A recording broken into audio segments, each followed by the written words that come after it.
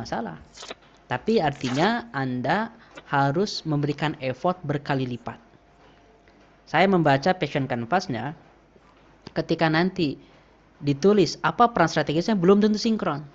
Bisa jadi apa yang Anda tulis dalam bakat dan minat berbeda dengan yang Anda tulis di peran strategis ataupun strategic role. Concrete project-nya apa? Barangkali berbeda antara poin 1, poin 2 dengan poin 3. Kenapa? Karena pada akhirnya yang kita kejar itu adalah peran strategis kita yang berdampak, bukan bakat dan minat. Cuman kalau peran strategis itu dipilih berdasarkan bakat dan minat, itu lebih gampang, lebih cepat, effortnya juga lebih sedikit, dan juga lebih mudah mencapai target-target kita, sahabat-sahabat. Hanya itu saja sebetulnya.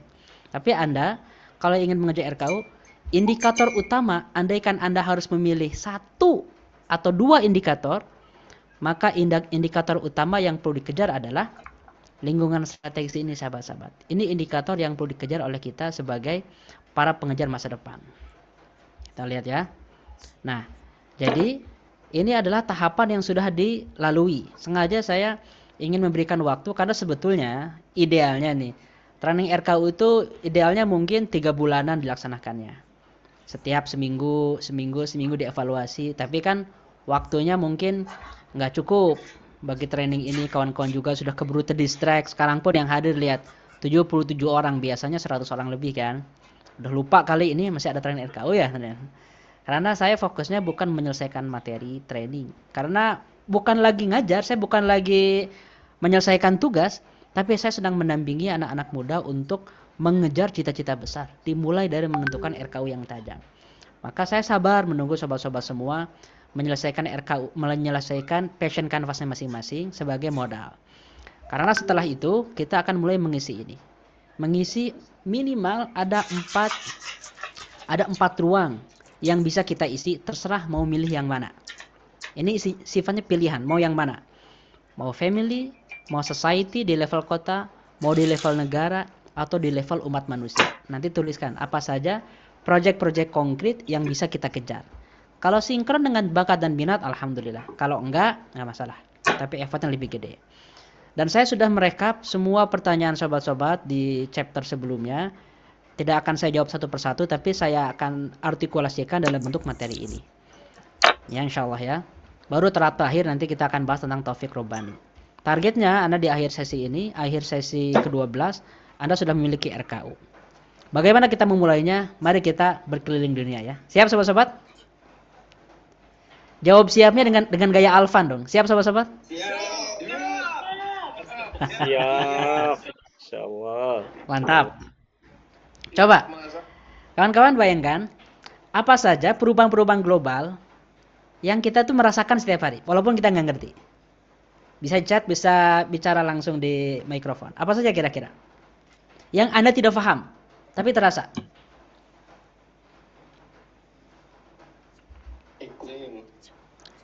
Iklim. Ya, iklim sebetulnya rumit ya. Kita hanya merasakan gini aja. Orang-orang datang ke Bandung misalnya, ke tempat saya.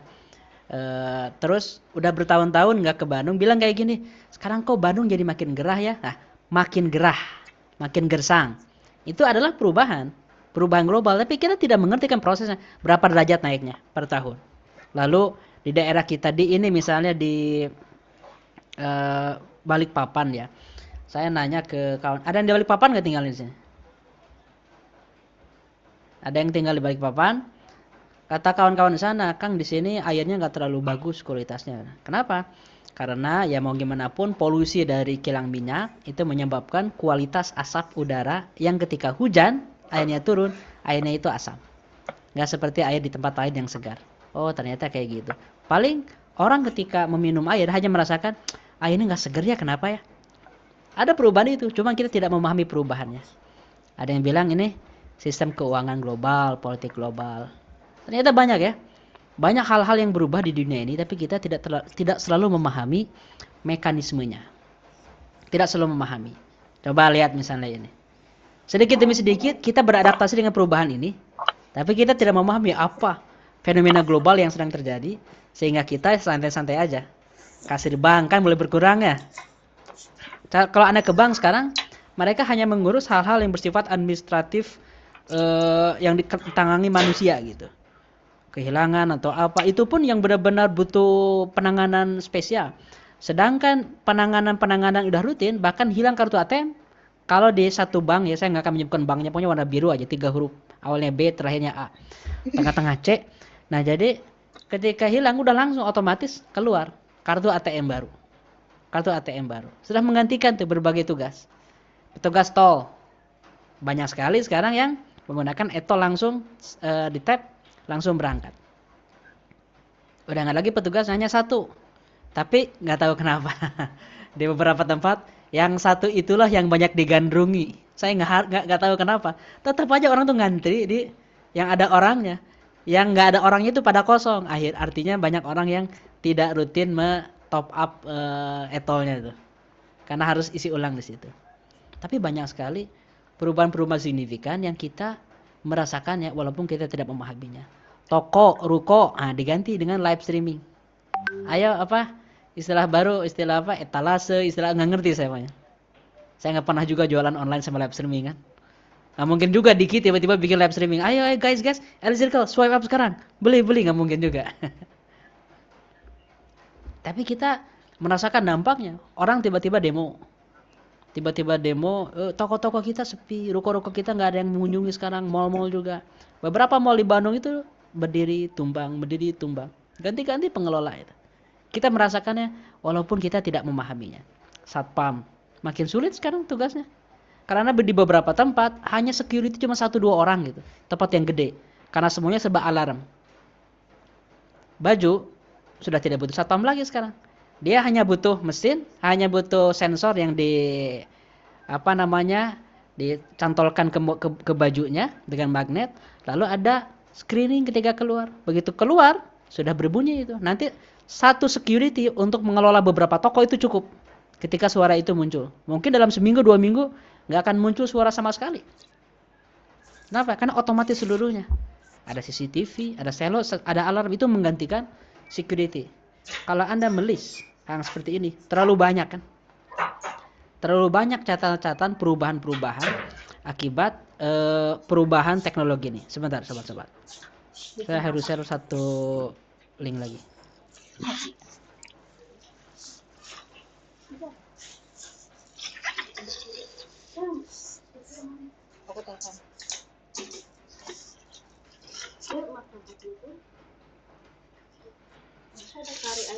Nah, jadi perubahan-perubahan ini terpapar dalam seluruh aspek kehidupan kawan-kawan. Siapa yang mengubahnya? Ada orang di luar sana yang mengubahnya dan meraup untung di depan semua perubahan itu. Dan kita yang tidak memahami, yang memahami saja menjadi user, menjadi konsumen, apalagi yang tidak memahami. Bisa kebayang nggak, sobat-sobat, yang tidak memahami? Ini buat membuka pikiran kita dulu. Ternyata banyak sekali hal-hal yang kita ketinggalan, apalagi ketika ngomong AI ya. ChatGPT ini sebuah revolusi kan? Revolusi. ChatGPT versus all nih, berbagai beda, mau terjemahan, mencari data, template email, nulis, syair juga bisa. Anda bikin puisi dong yang mengundang kata cakep banyak gitu. Katanya kerja dulu. Puisi dong yang kalimat akhirnya itu, misalnya Anda bisa bikin puisi yang kalimat akhirnya itu A semua atau I semua. Bisa mereka carikan. Tutorial, yang lain-lain. Terlalu banyak perubahan nanti. Akibat teknologi ini, sahabat-sahabat. Dan ini adalah tipping point.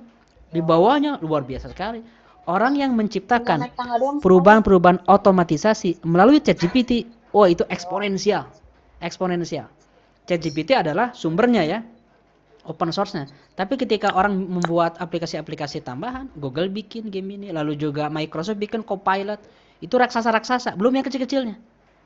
Akhirnya sahabat-sahabat, kita ini kadang-kadang tertinggal oleh perubahan-perubahan ini karena semuanya sedang terjadi. Orang yang tidak memahami pasti ketinggalan. Ada 3 faktor besar, kata Thomas Friedman. Ini ada buku bagus, seorang jurnalis Amerika. Bukunya udah lama, seperti 2016, tapi masih banyak yang relevan. Bahwa perubahan pasar, perubahan teknologi, dan perubahan alam ini mengubah landscape kehidupan kita secara total. Sehingga cara kita memilih kontribusi harus tepat. Barangkali ada beberapa kontribusi yang digaung-gaungkan oleh orang-orang sebelum kita, senior-senior kita, guru-guru kita, Lalu kita kejar, dalam waktu 10-15 tahun sudah udah nggak relevan lagi, udah hilang. Kenapa? Karena perubahannya sangat cepat. Perubahan pasar, terkoneksi. Terkoneksi pasar ini. Yang awalnya itu pasar hanya mengandalkan jalur sutra zaman dulu, di zaman Cina, kalau ingin dagang ke Eropa pasti lewat Timur Tengah. Lalu dengan adanya revolusi kapal laut, orang-orang Portugis, Spanyol, dagangnya lewat laut, berubah. Lalu dengan ada internet sekarang berubah lagi cara orang dagang. Tahun 1984, 1000 device terkoneksi dengan internet. 2007 10 miliar, tahun 2020 50 miliar. Device mau handphone, mau TV, mau laptop yang terkoneksi. Satu orang saja, saya seorang nih, handphone, laptop, tablet, TV. Udah 4 device tuh yang terkoneksi dengan internet. Bahkan kadang-kadang kamera kita udah langsung bisa live streaming YouTube. Kamera DSLR itu. 5 device per orang. Seorang content creator bisa 10 device terkoneksi dengan internet. Seorang pedagang bisa punya ternak akun tuh, bisa 20 akun tuh. 20 masing-masing untungnya 100 juta itu. 2 miliar dia. Dengan device-device-nya. Semua serba terkoneksi dengan teknologi ini. Tapi ada efeknya alam juga. Kenapa? Karena setiap penggunaan teknologi itu akan menghasilkan residu kan? Akan menghasilkan polusi, akan menghasilkan sampah, akan menghasilkan apapun itu yang pada akhirnya merusak alam. Nah, perubahan-perubahan ini mendorong akselerasi ke arah kerusakan ataupun ke arah kebaikan.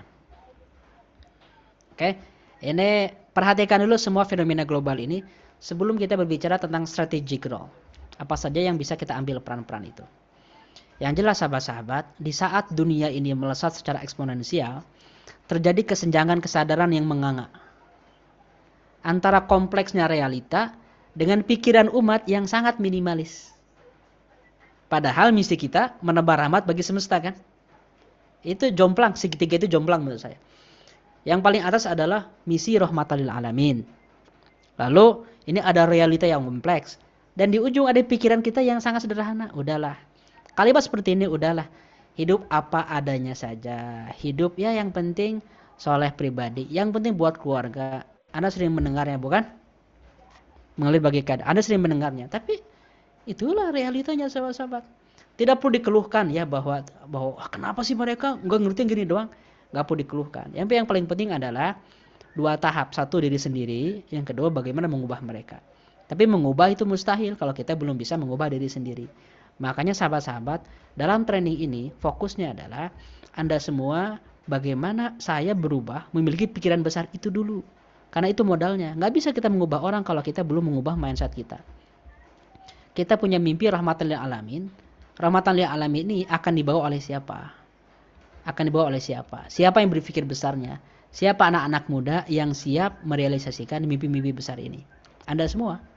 Tapi syarat untuk mulai berpikir besar memang perlu memahami dulu realita yang ada realita yang ada tuh kayak gimana, baru kita menentukan apa peran-peran kita di depan realita itu. Oke? Nah, dari sinilah sahabat-sahabat ada orang-orang yang memang tidak tertarik aja pada dasarnya untuk mempelajari hal-hal yang rumit. Ada kesenjangan motivasi. Ini kata Marina Gorbis ini. Masa depan hanya akan jadi milik mereka yang punya motivasi diri untuk memanfaatkan segala alat dan aliran gratis yang murah yang keluar dari supernova. Supernova itu istilah baru tentang meledaknya teknologi sekarang. Contoh sederhana misalnya, saya selalu riset yang kayak gini ya, data-data kayak gini. Selalu riset dari berbagai sumber dan butuh waktu yang sangat lama sobat-sobat. Kalau saya menganalisa satu tema, saya baru temanya, saya nggak berani dalam waktu sehari itu nggak bisa. Kenapa? Karena saya nggak mau asal-asalan ngelamun gitu kan, mau bikin materi apa ya, jebret bikin enggak. Saya akan riset cukup panjang. Jadi saya butuh seminggu untuk satu materi. Seminggu satu materi baru. Tapi ini nih, gara-gara si Om ini, nah ini nih, gara-gara Om ini cepat sekali sekarang. Bukan dibikinin materinya, bukan materinya dibikin, tapi outline kita dibantu dengan sangat cepat pencariannya oleh ChatGPT. Film fiksi yang film imajinatif yang luar biasa kan film Iron Man ya misalnya. Ketika dia ingin membuat sebuah produk baru, dia uji coba di labnya, prototipenya dengan Jarvis kan, mesin Jarvis. Mungkin kita berpikir, itu nggak masuk akal. Tapi itulah yang sedang terjadi sekarang. AI itu yang awalnya ada di lab-lab para ilmuwan, sekarang bisa digunakan oleh kita sehari-hari. Tapi banyak orang yang tidak memanfaatkan, gratis lagi ya. Kalaupun bayar berapa sih? 350.000 per bulan. Murah sekali itu. Dan itu menggantikan tim riset yang harus meneliti berbagai hadis. Contoh, saya mencari hadis sekarang. Saya mencari hadis, lalu ini ada transformasi dulu, orang tidak memiliki cara bagaimana mencari hadis langsung ke tempatnya. Kecuali kalau Anda hafal puluhan ribu hadis ya. Akhirnya sekelompok ilmuwan Eropa, ilmuwan Jerman ini, ironi sekali. Ilmuwan Jerman menulis satu koleksi judulnya Mu'jam Mufakhras, yaitu ensiklopedia indeks hadis. Untuk membantu ulama-ulama kalau ingin nyari hadis, hadis yang ada kata niat ditulislah di situ. Semua hadis yang ada kata niat direkam. Sekarang Mu'jam Mufakhras yang merupakan kontribusi ilmuwan hadis yang non muslim yang berkontribusi bagi umat Islam tergantikan oleh ChatGPT. Bukan lagi oleh aplikasi pencari hadis, lebih lengkap lagi oleh ChatGPT kan atau oleh AI. Hadis tentang apapun Anda bisa cari, tapi nggak cukup di situ, Anda cross check ke sumber aslinya. Nah, inilah orang-orang yang memanfaatkan teknologi untuk kebutuhan apapun, bukan dibuatkan materinya, bukan. Tapi Anda menggunakan AI itu untuk perkembangan. Nah, sekarang sahabat-sahabat, bagaimana konkretnya sekarang? Bagaimana konkretnya kita memahami lingkungan strategis sehingga kita bisa menemukan peran-peran kita. Yang pertama, beneficial impact. Ada 4 indikator ya. Kalau kita ingin menemukan peran strategis kita, cari peran-peran yang paling gede manfaatnya. Yang kedua, cari peran-peran yang paling luas distribusi manfaatnya, yang paling berat, hard, dan yang paling sustain, yang paling jangka waktunya lama. Kita bahas satu demi satu. Kan Anda mau mencari peran nih, jangan sampai RKU-nya memilih RKU yang kalau petasan itu cuma plak gitu aja. Yang gede sekali gitu, dentumannya. Yang gede sekali. Nah, gunakan 4 framework ini berdasarkan hadis Rasulullah SAW. Yang pertama, Rasulullah ditanya oleh Ibnu Umar, "Ya Rasulullah, ayyun nasi ahabbu ilallah?" Manusia seperti apa yang paling cintai Allah, kata Ibnu Umar. Rasul mengatakan, kalau Rasulullah SAW, ahabbun nasi ilallahi anfa'uhum linnas.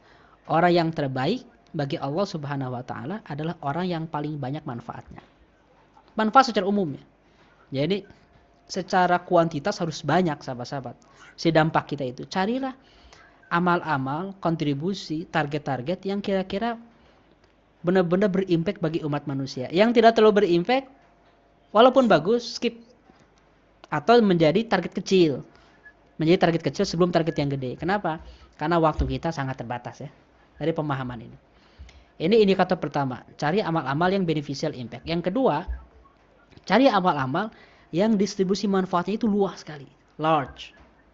Berdasarkan hadis Rasulullah. Man sanna fil islami sunnatan hasanah. Siapa yang memberikan contoh yang baik dalam Islam, kana falahu ajruha wa ajru man amila biha min ba'dihi min ghairi an yunqas min ujurihim syai'.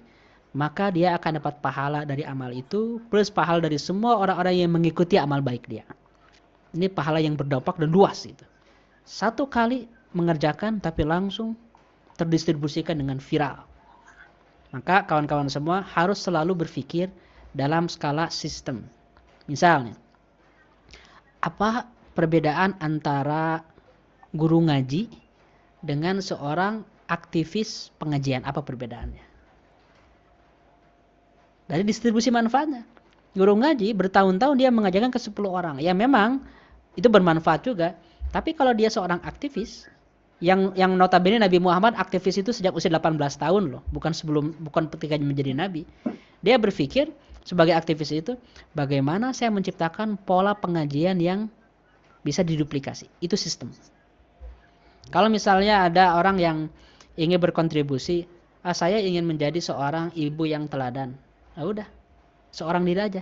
Tapi kalau Anda membuat sistem agar para akhwat, para istri muda itu, bukan istri muda ya, istilah salah itu. Seorang istri yang usianya masih muda itu berkembang menjadi seorang istri yang matang dan bisa bermanfaat bagi lingkungan sekitar. Berkat karya Anda, wahai ibu, maka karya Anda akan berlipat ganda itu pahalanya. Large. Seorang misalnya contoh, saya itu sangat mencintai alam ya, mencintai alam. Jadi kontribusi saya yang penting hidup saya tidak merusak, keluarga saya juga menjaga alam, dan saya suka menanam pohon. Ya udah, cuma segitu kecil. Tapi kalau Anda menciptakan sistem yang bisa diikuti oleh orang lain, siapapun itu, Anda menciptakan gelombang perubahan yang bisa diikuti oleh orang lain. Large ini. Ini berdasarkan hadis Rasulullah SAW. Sayangnya orang-orang lain di luar sana itu berpikir dalam skala ini. Ketika saya membaca tema-tema besar, tema-tema tentang global issue, ada rasa kesal dan geram di hati saya. Orang lain memikirkan hal itu, kita tuh enggak, jauh. Simplistis sekali pikiran kita. Tapi target kita surga. Itu orang-orang yang halu sekali lagi. Jadi sekarang saya akan ngebalikin ya. Orang-orang halu adalah orang-orang yang amalnya biasa-biasa, bermimpi surga. Kalau kita adalah orang-orang yang realistis, tahu banyak dosa, makanya amalnya perlu gede. Karena kita para pendosa, orang-orang yang banyak maksiat, amalnya perlu gede. Nah, orang-orang yang amalnya targetnya kecil itu orang-orang yang halu. Nanti akan saya jelaskan setelin kajian ini. Maka pilihlah amal-amal yang luas. Nah, yang ketiga ini nih tentang amal berat. Yang kata Allah Subhanahu wa taala. Aja'altum siqayatal hajj wa imaratal masjidil harami kaman amana billahi wal yawmil akhir wa jahada fi sabilillah. Apakah kalian berpikir, kata Allah, memberikan minum bagi orang yang memakmurkan Masjidil Haram itu sama dengan orang yang beriman pada Allah, beriman pada hari akhir dan berjuang di jalan Allah? Apakah sama? Kata Allah, enggak. La yastawuna indallah, enggak sama di depan Allah. Wallahu la yahdil qaumadh dhalimin. Alladzina amanu wa hajaru wa jahadu fi sabilillah. Orang-orang yang Allah harapkan adalah orang-orang yang beriman, hijrah, berjihad di jalan Allah, bi amwalihim wa anfusihim, dengan harta dan nyawanya. Jadi kalau ada muslim-muslimah, anak-anak muda, apalagi ikut EC, masih berpikir kecil dan menganggap saya hanya hidup hanya untuk ini saja, hati-hati kawan-kawan. Tegas kata Allah Subhanahu wa taala dalam surat At-Taubah ini. Orang-orang yang kayak gini lah, orang seperti ini, sejenis ini yang tinggi derajatnya di depan Allah, dan mereka inilah orang-orang yang kalah. Apa lawan orang-orang kalah? Al-Faizun. Al-Faizun itu orang-orang yang menang. Apa lawan orang-orang yang menang? Maaf. Lawan orang-orang yang menang adalah orang-orang yang kalah kan? Ulaika humul faizun. Mereka inilah orang-orang yang menang. Lawannya loser kan? Sehingga sahabat-sahabat, this is the hard truth. Kebenaran yang agak sulit diterima. Tapi kalau kita ringkas dengan bahasa yang sederhana, gini kira-kira. Saya mohon maaf ya, ini bahasanya agak berat. Tapi inilah At-Taubah ayat 19-20. Orang-orang yang tidak bermimpi besar, tidak bercita-cita besar, orang-orang yang tidak meneliti amal-amal yang berat, mereka adalah para pecundang, alias loser, alias orang-orang yang kalah. Orang-orang yang bercita-cita besar di amwalihim wa anfusihim, mengorbankan harta, mengorbankan nyawanya, mendedikasikan hidupnya, ulaika humul faizun. Mereka inilah para pemenang, the winner. Jelas ya? Ketika saya mengucapkan sebuah statement, apalagi statementnya ini menjadi fondasi, saya harus datang dengan sebuah fondasi Quran. Nggak bisa ngarang. Itu kan pendapat Kang Elvan, bukan pendapat saya. Ada poin-poin yang sifatnya itu gagasan saya. Ada poin-poin yang sifatnya itu fondasional. Fondasi. Dan berpikir besar tentang peran yang harus gede itu sifatnya fondasi, sahabat-sahabat. Hard. Yang lain, Allah mengatakan Al-Baqarah 215. Am hasibtum an tadkhulul jannata. Ini yang saya bilang ya. Apakah kalian berpikir, mengira akan masuk surga? Walamma ya'tikum mathalul ladzina khalu. Akan belum datang ujian sebagaimana ujian yang datang kepada umat sebelum kalian. Masathumul ba'sa wa dharra'u wa zulzilu. Mereka itu ditimpa penderitaan, kemelaratan, ujian dan digoncangkan hatta yaqula rasulu walladzina amanu ma'ahu mata nasrullah. Sampai-sampai Rasul dan orang-orang yang beriman bersama Rasul mengatakan, kapan datang pertolongan Allah? Saking beratnya ujiannya. Ala inna nasrullahi qarib. Sesungguhnya pertolongan Allah itu sangat dekat. Sekali lagi, saya simplifikasi bahasanya. Orang-orang yang mikir bisa masuk surga berdasarkan Al-Baqarah 214. Tapi hidupnya aman, tenang, nyaman, nggak ada turbulensi, nggak ada ujian berat, ingin kaya raya, ingin pensiun dini usia 35 tahun, 40 tahun, dengan tabungan cashnya itu 10M, liburan terus-terusan, dan juga punya dana pensiun untuk 3-7 turunan. Setelah itu dihargai dalam hidupnya, viral, dihormati, dicintai. Di usia 40 tahun itu pensiun dini, sebagaimana itu yang dimimpikan oleh anak-anak muda sekarang. Itu namanya halu. Bisa sih. Bisa beneran bisa. Karena gini, Allah Maha Adil. Jadi semua orang yang bekerja sedikit saja tapi tidak berpikir soal akhirat alias non muslim ya, orang-orang yang kafir pada Allah tapi beramal sedikit saja, Allah akan kasih cash di dunia ini. Makanya jangan kaget kawan-kawan. Rumusnya gini, effort muslim dengan effort non muslim kalau sama effortnya, maka hasil duniawinya akan lebih berlipat ganda orang yang non muslim.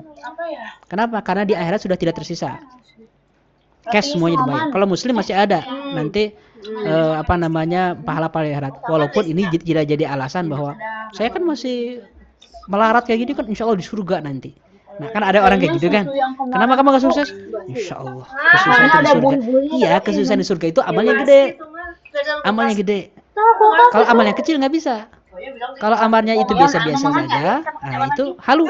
Bilang aja kayak gitu, kamu halu ingin masuk surga dengan amal biasa. Siapa yang bilang? Al-Baqarah ayat 214. Enggak kok, saya amalnya gede. Udah ada ujian belum? Udah ada cobaan belum? Berat nggak hidup kamu? Banyak masalah nggak? Begitu nggak seperti itu? Belum, beneran belum. Apakah kamu mengira akan masuk surga? Padahal belum datang ujian, cobaan yang berat seperti umat-umat sebelum kalian yang digoncang hidupnya itu. Jadi kalau hidup belum digoncang, kalau hidup masih nyaman-nyaman aja, itu belum.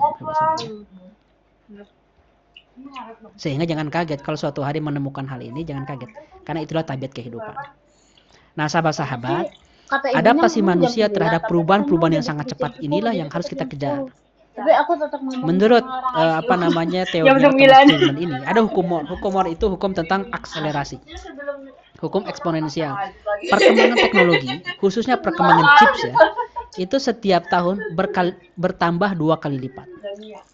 Bertambah 2 kali lipat. Jadi kalau dulu itu ada Intel Celeron, tau nggak?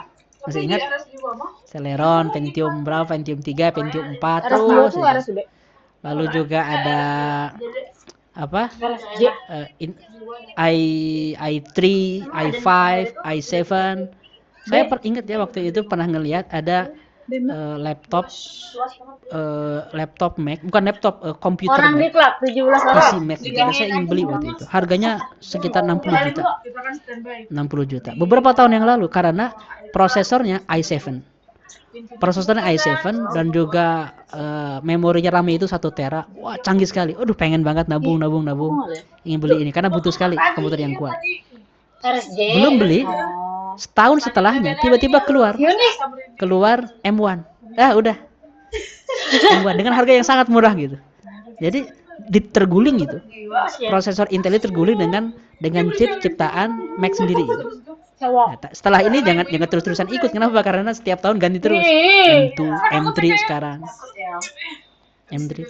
Canggih sekali sahabat-sahabat. Nah, sekarang dengan artificial intelligence. Lihat kurva ini. Betapa banyak kemampuan manusia yang di bawah kemampuan adaptasi. Ini kan kemampuan rata-rata. Lihat, kemampuan adaptasi manusia rata-rata. Betapa banyak orang-orang yang jangankan artificial intelligence ataupun handphone dengan smartphone-nya, menggunakan bagaimana fitur sederhana saja dalam email orang nggak tahu.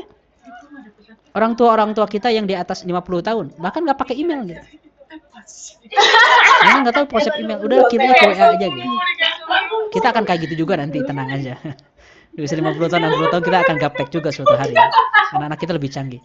Tapi orang tua kita ya sudah zaman udah berbeda. Nah, lalu generasi kita milenial dan juga generasi Z tidak semuanya adaptif di depan perkembangan teknologi ini. Nah, adaptasi itu indikatornya bukan mengikuti setiap fitur media sosial. Kita sering terperdaya dengan kalau nggak ngerti semua fitur TikTok artinya nggak teknologis. Enggak, siapa bilang? Itu fitur teknis yang sangat mudah berganti. Tapi orang yang tidak mengikuti arah besar teknologi itu pasti ketinggalan. Dan nanti amal-amalnya akan kelihatan. Amal-amalnya itu akan sama.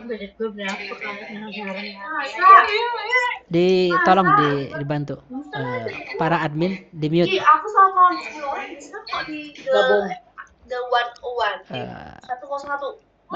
Di setting beberapa admin jadi seperti satpam ya, seperti security. Gitu, kebocoran lagi mute, bocor lagi mute lagi, bocor ketiga out, di remove dari grup, di remove dari Zoom ini. Gitu ya, ini pola kita, langsung remove. Nah, jadi sahabat-sahabat, banyak orang-orang yang di bawah kurva ini ketika melihat adaptasinya sangat jauh. Kita di mana walau alam? Apakah kita di sini termasuk orang-orang yang adaptasi ini? Adaptasi dengan teknologi selalu lebih cepat.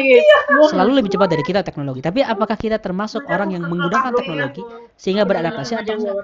Cara dakwah, cara ceramah, cara menjadi statis, cara memperbaiki lingkungan, cara pendidikan, cara mengajar anak, cara mengajar bela diri. Itu harus harus dipikirkan semua fitur-fitur teknologi itu.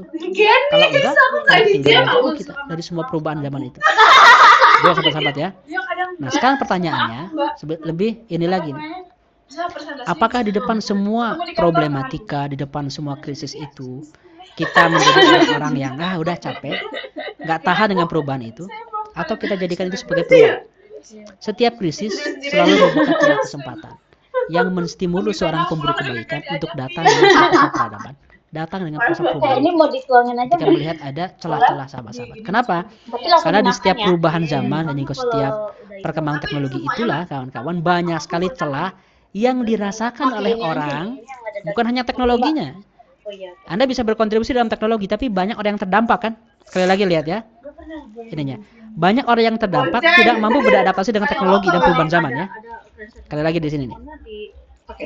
Karena tadi humor. Banyak sekali orang yang terdampak dengan perubahan pasar, alam dan juga perubahan teknologi ini. Maka orang-orang terdampak itu merasakan semua masalah. Masalah orang adalah peluang kita. Itu prinsipnya. Masalah orang adalah peluang kita. Makanya kalau saya pribadi selalu bilang gini dengan orang-orang yang nanya ke saya, apa resolusi antum tahun depan? Salah satunya saya bilang adalah mengontrol pikiran saya agar enggak banyak memikirkan masalah real kehidupan. Karena salah satu karakter saya, jiwa saya, begitu saya mendapatkan masalah, pikiran saya adalah bagaimana solusinya, bagaimana strateginya. Padahal masalahnya bukan urusan saya, jadi kepikiran gitu. Kalau masalah medsos, di seksual itu udah jauh. Itu bukan pembahasan. Ini masalah real. Kenapa? Karena kepikiran kalau saya gitu. Kepikir, ini peluang nih, peluang. Itu harus saya kontrol. Jadi tidak semua permasalahan umat dipikirkan, fokus dengan permasalahan yang harus saya selesaikan aja dalam jangka panjang. Nah, Anda perlu memiliki mentalitas seperti itu. Ada masalah, saya datang dengan proposal perubahan. Ada masalah, mana proposal yang saya tawarkan? Harus seperti itu. Itu indikator ketiga ya. Ketiga harus benar-benar luas dan juga amal-amal yang berat. Indikator keempat, peran apa yang harus kita pilih? Ini peran yang memang terus-menerus waktunya. Sustainable itu kan terus-menerus istimroriyah. Bukan hanya alam sustainable itu, amal-amal kita juga. Rasul mengatakan idza mata al-insan atau ibnu adam in qata anhu amaluhu illa min thalath. Amalnya terputus kecuali 3 hal. Sedekah jariyah. Yuntafa'u bihi. Ilmin yuntafa'u bihi itu artinya ilmu yang mengalir terus pahalanya karena diamalkan oleh orang lain, berefek. Walau anak soleh yang mendoakan. Hadirnya sederhana sekali kan? Tapi jangan hanya melihat teks aja sobat. Ini saya ajarkan kan dalam stage 2. Stage 2 bab tentang memahami sunnah. Fahami filosofi sunnah Rasulullah ini. Sedekah jariyah itu apa yang kebayang aja coba. Teriakan satu contoh sedekah jariyah bersamaan. 3, 2, 1 teriakan. Kemana? Nah, ini kayak lebaran sih. Ini ingin ngomong ke masjid takut nanti langsung diskakmat kata Kang El kan. Karena pertanyaannya selalu jebak. Sedekah jariyah kan apapun kawan-kawannya. Apapun infak itu kan. Kita butuh bermiliar-miliar untuk bikin film, bikin lembaga riset. Ada yang mau infak 5 miliar aja, nggak usah banyak-banyak buat kantor untuk headquarter EC di tengah kota Bandung di Jalan Dago gitu. 10 miliar aja nggak usah banyak-banyak deh. Butuh uang tuh. Butuh uang untuk bikin gerakan lingkungan. Butuh uang untuk menyadarkan tentang visi hidup bagi anak-anak SMP SMA. Butuh uang untuk berbagai hal itu. Itu sedekah jariyah semua. Ilmu tafsir, ilmu hadis, nggak hanya ilmu nutrisi. Betapa banyak yang memahami bahayanya martabak. Enggak. dan seblak Di sini berapa jam? dan juga makaroni. Walaupun saya suka makaroni ya. Berapa Betapa banyak tuh. Ilmu nutrisi, ilmu gizi. Nggak banyak yang tahu. Tapi emang kayak Ilmu kita kimia. kemarin ya, Ilmu zat dari aditif. Luminor ke hotel. Ilmu biologi, siapa yang kuliah biologi? Betapa banyak orang-orang di desa. Ini saya langsung dari orang-orang yang riset tentang brand makanan dan bagaimana makanan tersebut menuliskan gula dengan nama yang berbeda-beda. Kan mereka nggak menulis gula berapa gram, nggak kayak gitu. Sukrosa, macam-macam. Termasuk ada orang-orang yang ketika membuat produk itu dengan bahasa yang memang menggelincirkan. Jus kecil, ekstrak jeruk. Tapi isinya itu kimia semua, sahabat-sahabat. Dan banyak orang yang nggak tahu. Dan orang-orang di desa, kata peneliti yang saya ajak interview itu, banyak orang di desa merasa sehat dengan minuman-minuman manis dan isinya gula semua, penyebab diabetes. Merasa sehat. Apa ini istilah kandungan babi kata Eldaban? Ya mungkin ada perubahan-perubahan gitu. Nah ini sahabat-sahabat yang terjadi nih. Ilmu yang bermanfaat itu ilmu-ilmu yang memang berdampak. Apalah ya Mbak ya bagi kita. orang, ilmu apapun. Lalu anak soleh yang mendoakan. Jelas kalau ini paham ya, mudah dipahami. Ini 4 indikator. Jadi yang paling berat, yang paling luas, yang paling sustain, dan juga amal-amal yang apa yang pertama tadi? Amal-amal yang paling bermanfaat bagi orang lain. Sekarang sahabat-sahabat, mari kita mulai identifikasi zaman kita. Kita perlu memiliki kemampuan membaca zaman. Saya tahu sahabat-sahabat dari bidang yang berbeda-beda. Yang akan saya bahas ini bidang saya banget, politik, geopolitik. Dan sahabat-sahabat bukan di bidang ini. Karena pemahaman ini adalah pemahaman yang standar sebetulnya perlu dimiliki walaupun tidak mendalam, tapi perlu tahu wawasannya. Anda bisa membayangkan nggak sahabat-sahabat Rasulullah yang baru beres menggembala kambing begitu masuk ke ruang belajar dengan Rasulullah, berbicara tentang penaklukan Roma, berbicara tentang penaklukan Persia, berbicara tentang geopolitik, berbicara tentang bagaimana Islam tersebar ke seluruh penjuru dunia. Padahal mereka baru beres dengan binatang ternaknya kan. Tapi nggak ada tuh sahabat-sahabat, ya Rasulullah ngapain bikin kayak gitu-gitu, udahlah yang konkret-konkret aja. Bagaimana kita bikin pengajian di depan Ka'bah dan berhasil, bikin tabligh akbar, bikin nanti dakwah fest. Kita jualan apa Kak? Jualan Hidup dan mati sejadah, orang bertauhid, dan kita hancurin berhalanya. Enggak tuh kayak gitu. Mereka berpikir strategi besar, membaca zaman, walaupun terrealisasi beberapa tahun setelahnya. Apa saja perlu kita baca? Toolsnya ini sudah saya ajarkan di sesi ke-6 Elite Circle Stage 1. Sesi ke-6 yaitu tentang sesi ke-7 tentang thinking capacity, mengembangkan kemampuan berpikir. Jadi toolsnya saya skip sebentar aja. Toolsnya ada 4. Anda perlu mengintegrasikan berbagai ilmu. Tapi warung yang bahasa gampangnya berwawasan luas lah. Bukan berilmu mendalam ya. Kalau ilmu mendalam spesialisasi, tapi berwawasan luas itu akan membuat Anda aware dengan lingkungan sekitar. Yang kedua, Anda sering jalan-jalan. Jangan seperti katak dalam tempurung. Karena begitu Anda keluar kota, apalagi keluar negeri, akan terbuka cakrawala. Yang ketiga, Anda menguasai bahasa asing. Sumber-sumber yang saya jelaskan bahasa Inggris rata-rata atau bahasa Arab. Saya baru ikut sesi berikutnya dari training bersama guru saya semalam. Tengah malam tuh jam 12:30. Belajar tentang apa? Tentang fenomena geopolitik hari ini. Bagaimana arah perkembangan Cina dan apanya harus diantisipasi dari setiap manuver Cina. Apa saja arah perkembangan Amerika, bagaimana posisi umat Islam, dengan siapa kita berkoalisi. Dijelaskan itu. Saya belajar itu juga, masih belajar gitu, dengan guru saya. Lewat Zoom online gitu. Nah, maka bahasa asing itu penting. Kalau Anda bisa bahasa Inggris, itu sangat membuka. Apalagi bisa bahasa Inggris, bahasa Arab, dan bahasa Perancis dan Jerman. Bahasa-bahasa untuk memahami tema-tema sosial. Jerman apalagi luar biasa Jerman itu. Riset ilmu pengetahuan itu Jerman. Psikologi itu Jerman banyaknya itu sebetulnya. Bukan dalam bahasa Inggris. Yang keempat, global connection. Bangun persahabatan dengan orang-orang luar negeri. Itu akan membantu Anda untuk memahami zaman dengan lebih cepat. Sekarang coba kita lihat sahabat-sahabat. Kita akan menelusuri bagaimana transformasi perubahan itu. Tahun 2007 banyak sekali revolusi terjadi. Nggak tahu kenapa di tahun yang bersamaan.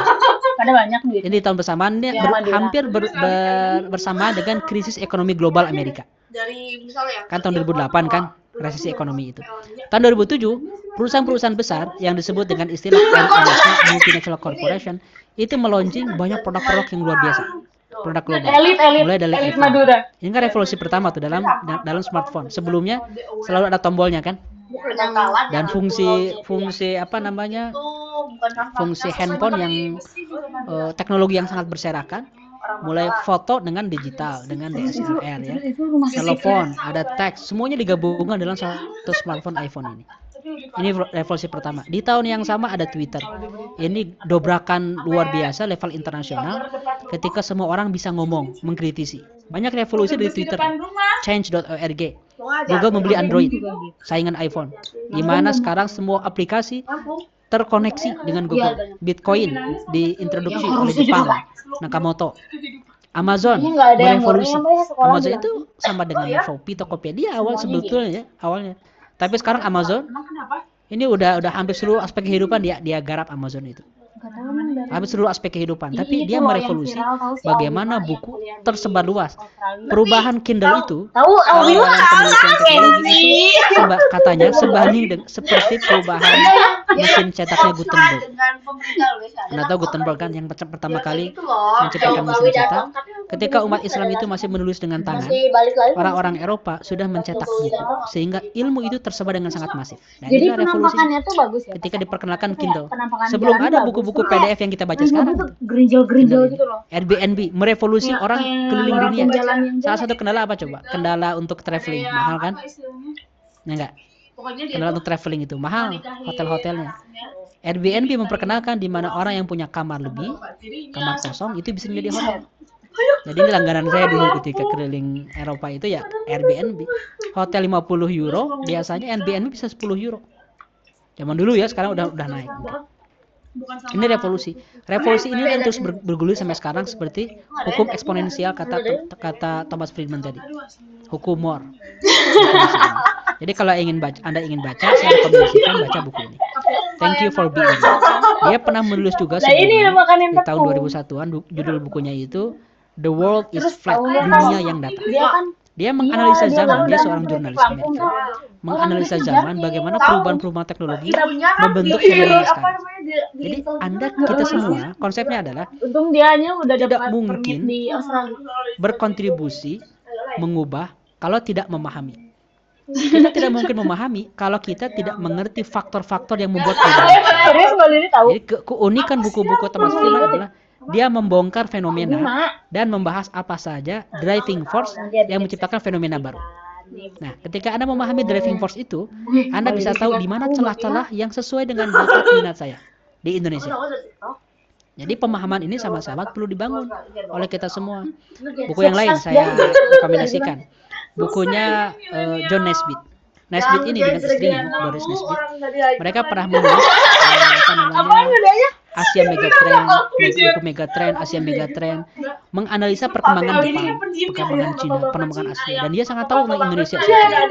Lalu beberapa tahun kebelakang dia menulis buku terbarunya, judulnya Asia Megatrend. Dia membahas tentang fenomena-fenomena global, termasuk bagaimana Amerika yang decline, Cina yang maju, bagaimana peluang-peluang ekonomi baru. Kalau buku ini dibaca oleh pelaku UMKM, berubah tuh cara bisnisnya. Kalau ini dibaca oleh seorang penggiat training pendidikan, berubah tuh modal training bisnis. Dan ini bukunya terbit sebelum pandemi loh.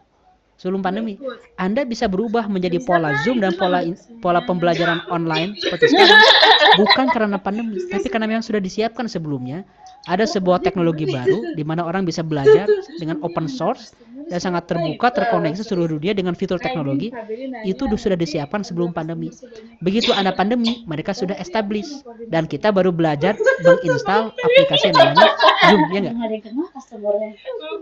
Jadi pada akhirnya selamanya ketinggalan di depan perubahan karena orang lain memahami perubahan dan membongkar faktor-faktor perubahan.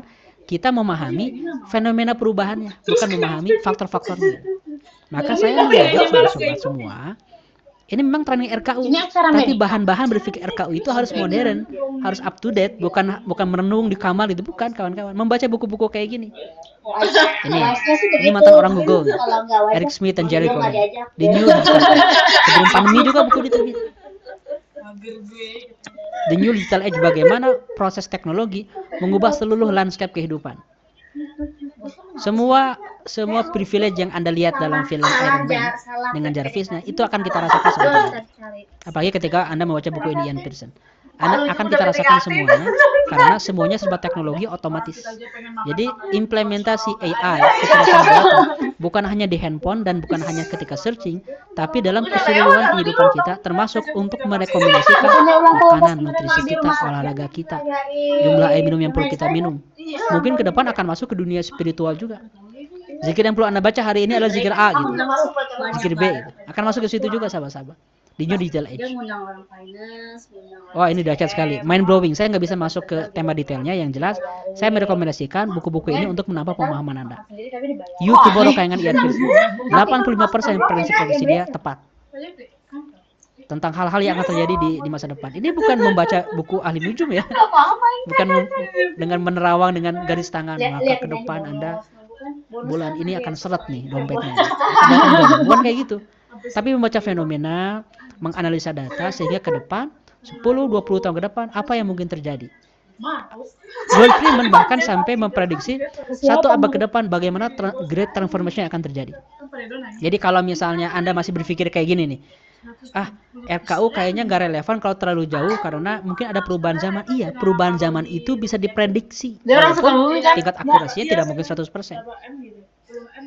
Ya jangankan perubahan zaman, minggu depan juga kita merencanakan belum terjadi ya. Bisa jadi gagal.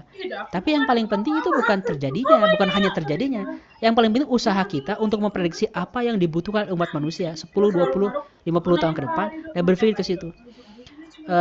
Di Indonesia salah satu yang saya kagumi adalah Pondok Diniyah Putri ya. Udah 1 abad usianya pesantren itu. Lalu ada beberapa sekolah juga yang ingin merancang visi besar, saya bilang, ataupun perusahaan, saya bilang kira-kira berapa tahun visi ini dirancang. Ada yang bilang 10 tahun ke depan, 5 tahun ke depan, 20 tahun ke depan. Kenapa enggak seabad 2 abad ke depan? Makanya kejauhan. Kenapa enggak? VOC itu 3 abad di Indonesia, bayangkan. VOC. Tahun 1901, ini perusahaan pertama yang mengambil minyak di tanah Iran adalah perusahaan Inggris yang sekarang berubah menjadi British Petroleum. 1 abad lebih loh. 1 abad lebih. Jadi sahabat-sahabat, perubahan-perubahan besar dilakukan oleh perusahaan internasional, keluarga Medici. Keluarga Medici itu ngasih beasiswa dari zaman Isaac Newton, dari zaman siapa? Keluarganya Galileo Galilei. Terus juga Leonardo da Vinci sampai Isaac Newton dibiayai oleh keluarga Medici. Karena berabad-abad bankir dunia itu. Medici itu. Ada orang-orang yang bikin perusahaan berabad-abad kayak gitu. Lalu kita masih berpikir kejauhan mikir 50 tahun. Segitu aja masih berpikir. Orang lu udah memprediksi hal-hal kayak gini loh, kawan-kawan. Dan ini bukan ilmu rahasia. Bukan gini. Itu mah hanya ditemukan oleh Kang Elvani. Enggak, ini sangat terbuka. Hanya orang-orang yang mau mencari, Anda tinggal klik, ada semua ilmu ini. Futurologi istilahnya itu. Futurolog. Semakin Anda membaca dari berbagai perspektif, semakin utuh, semakin komprehensif, dan semakin tajam, semakin akurat. Makanya sahabat-sahabat, ini perhatian penting nih sebelum lupa tentang novelnya Ghost Fleet. Novel Ghost Fleet itu ditulis oleh mantan petinggi militer Amerika, dan dia menulis novel politik yang menjelaskan bahwa di masa depan Indonesia itu sudah pecah. Hanya tinggal negara Kalimantan, negara Sulawesi, negara Sumatera, former Indonesia, mantan negara Indonesia. Itu hati-hati. Itu nggak main-main. Prediksi tentang pecahnya Indonesia itu udah banyak di mana. Skenario ke situ ada. Tapi saya nggak tahu, entah anak-anak muda ngerti atau enggak soal itu. Itu bisa jadi RKU kan sebetulnya. Harus saya siapkan di belakang saya ada burung Garuda ini. Harus nasionalis kita itu. Kan masih ke direksi. Nggak kelihatan ya, hanya ekornya aja, sayapnya aja. Itu ada prediksi ke situ sahabat-sahabat. Novel Ghost Fleet Anda baca. Walaupun ada prediksi Indonesia juga menjadi kekuatan keempat dunia. Nanti akan saya jelaskan situ. Maka Anda perlu membaca tema-tema ini, jangan sampai kita jadi korban. Pada dasarnya kita harus beradaptasi. Perubahan radikal teknologi yang tidak bisa ditahan hanya bisa dihadapi dengan percepatan pembelajaran kita manusia untuk memberi jawaban dan mengantisipasi masa depan. Maka tidak ada pilihan kedua sebetulnya, hanya ada satu pilihan. Kita beradaptasi dan menawarkan proposal perubahan. Nggak ada cara kedua. Cara kedua artinya kita kalah.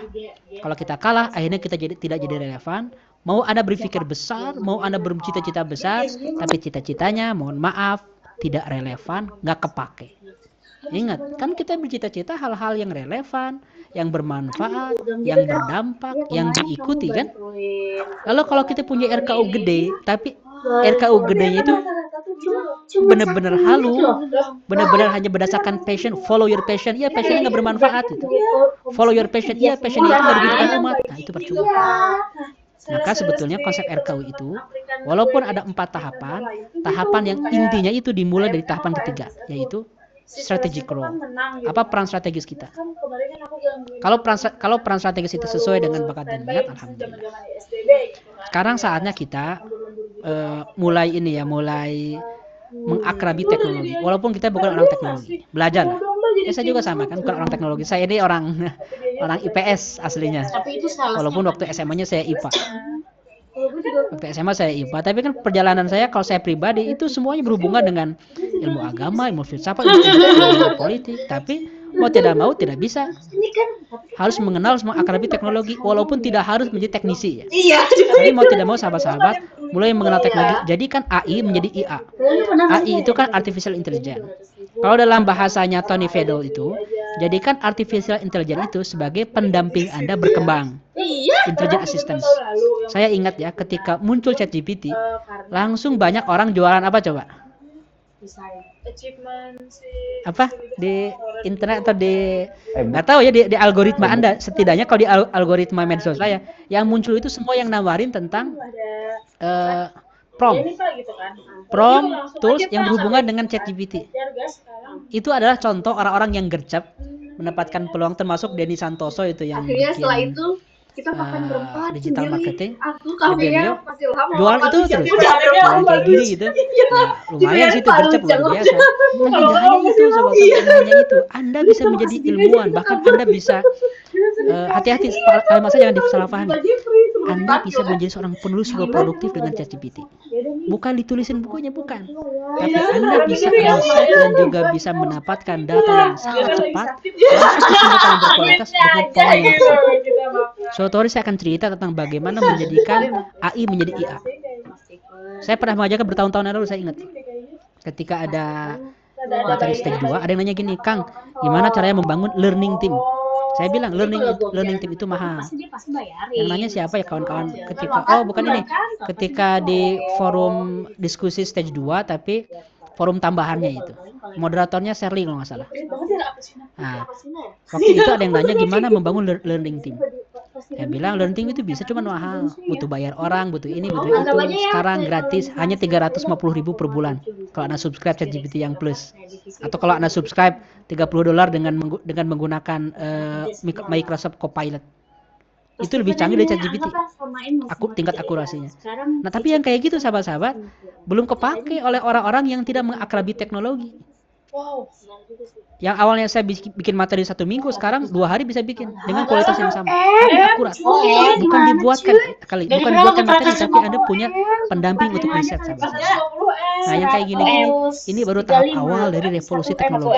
Menarik sekali. Konsep pendidikan, konsep apapun, ketika Anda mengimplementasi AI, bukan hanya ChatGPT, semua aplikasi yang ada sekarang, termasuk kalau Anda tahu fitur-fitur pembelajaran, yang sekarang itu sebetulnya kategorinya kategori AI semua. Coursera, Udemy, Udacity, sekarang sudah menggunakan fitur-fitur AI untuk meningkatkan user experience-nya. Nah, yang seperti ini sahabat-sahabat harus mulai diadopsi. Saya beberapa waktu yang lalu datang ke sebuah daerah dan bertanya di daerah tersebut, siapa yang menginstal di handphonenya, saya menyebutkan tiga aja. Apapun yang diinstal, acukan tangannya. Udemy, Coursera, dan Udacity, nggak ada seorang pun. Dalam satu aula besar gitu, yang dihadiri oleh tenaga pendidik semua, nggak ada seorang pun yang menggunakan itu. Terus saya bilang ada sebuah sekolah yang konsultasi ke saya, ini sekolah agama. Visinya gede ya. Membangun generasi pemimpin, generasi pengusaha. Terus saya nanya sederhana, punya nggak kurikulum dengan basis ilmu? Atau dengan ilmu tersebut dengan sertifikasi Yale misalnya? Nggak ada. Tapi kan itu mahal dan jauh. Saya bilang murah sekali, gampang dan saya tahu caranya. Saya kasih tahu kisi-kisinya. Oh, saya pengen yang kayak gini katanya. Orang tuh mengambil di situ. Saya ngasih tahu hanyalah ilmu sedikit yang saya tahu tentang fitur itu. Tapi kalau Anda benar-benar tahu mengakar teknologi, Anda bisa mengeskalasi kemampuan sekolah Anda dengan sertifikasi internasional dengan harga yang semurah-murahnya. Kalau Anda tahu caranya. Banyak yang bertahan mungkin Kurikulumnya itu. masih worth it kan. Nah, yang kayak gini-gini sahabat-sahabat dahsyat sekali. Itu mengubah semua orang dalam cara belajarnya, cara bertumbuhnya, cara berkembangnya. Kalau Anda menggunakan AI sebagai intelligent assistant, sebagai asisten cerdas kita. Oke? Nah, sedangkan aplikasi-aplikasi yang sekarang lagi berjamuran ya, aplikasi turunan ChatGPT bukan itu fokus kita ya, bukan jadi foto jadi lebih cepat, bukan sekedar video pakai CapCut jadi lebih gampang, bukan hanya itu bisa, tapi itu kecil sebetulnya. Ada hal-hal yang besar dalam AI ini yang kalau Anda implant dalam organisasi Anda, dalam leadership Anda, cepat perkembangannya. Ya kayak yang di Malang sih Pak Ovi. Oh dulu ya. Pak Ovi namanya, nggak pernah jualan, itu dijamin. Baru ketahuan dia bahwa ini baru. Oke. Videonya selesai, Kang, atau masih ada lanjutan? Kang admin. Oh iya. Terus balik lagi kalau kayak gini, kadang suka bikin capek sendiri. Agak nanggung ya barusan sebenarnya kayaknya. Ya masih kerja sampai tengah malam, mas kerja. Bentar ya Mas Prima dan teman-teman. Oh, oke. Nanti ada video lanjutan katanya teman-teman. Akan ada video lanjutan, tapi kita istirahat dulu 5 menit ya. Sambil istirahat, yuk boleh sambil ada pertanyaan kalian yang didiskusikan atau ditanyakan supaya nanti kita bisa diskusi kita atau kita sampaikan ke biasa aja panel nih dan para mentor yang lain ya terkait materi kita. udah bodo amat. Hari ini Tapi pas lucu tahu banget nih. yang gue sebelin nih yang makin Wow, saya nyatet banyak banget poin materi pada malam hari ini. Jadi terkait lingkungan strategis gitu ada 4 kan ya tadi. Yang paling gede manfaatnya, yang paling luas, kemudian paling berat, dan juga yang paling sustain. Di akhir, KL setelah menjelaskan di awal tentang keempat kriteria itu. Di akhir, KL lagi cerita nih dari ini yang lagi seru-serunya identifikasi tentang zaman nih. Geopolitik, kemudian integrating knowledge-nya, kemudian bahasanya, dan global connection tadi. Nah, yuk, dari teman-teman ini boleh disiapkan, nanti boleh kita saling sharing masing-masing. Kemudian sambil itu kita sambil istirahat terlebih dahulu. Yang mau ke belakang dulu, yang mau ambil kopi dulu, ambil minuman, boleh ya. Kayaknya saya juga sambil ambil minuman dulu. Kita istirahat dulu 5 menit ya. Kita istirahat dulu sambil kita lanjutkan. Nanti setelah ini masih ada satu video yang lumayan juga nih nanti durasinya. Jadi silakan diatur dulu stamina-nya, kita lanjutkan sesaat lagi. Kita istirahat dulu 5 menit dari sekarang. Ada sesuatu karena yang dibawa rumah sakit yang radiologi doang atau gimana? emang iya isinya radiologi. Banyak kan budget radiologi. Bet aja cuma yang sama doang. Kan sama emoti segede gitu. Iya. Beli putu nggak ya? Dokter Arita akhirnya ikut. Ikut. Ada dia kode langsung sekali. Langsung ke Pak Li. Oh, udah. Jadi dia kan misalkan Nabila nanya, dok ini gimana confirm nggak? Dokter Arita nggak mau balas Nabila. Dia langsung balasnya ke Pak Li. Nah dari situ mungkin ya udah ikut aja gitu. Iya. Terus orang bilang terus Arita gitu ya. Ya lah kok orang biasanya ikut kok aku bilang gitu kan. Terus kata si Kiran emang harus harus ikut katanya. Siapa yang gue nggak kenal, gue mah nanti di bus paling belakang tidur aja pak. Foto. Tidur aja lah. 12 tahun lu di sini yang nggak pernah dapat bonus. Berangkat. Yang gajinya naik cuma 5%. Ini udah momen udah happy dah. Kali aja pas meeting ini. Halo Lutfia, cina gitu ya. Aku mute. Aku haloin lagi bodo amat. Tapi kenapa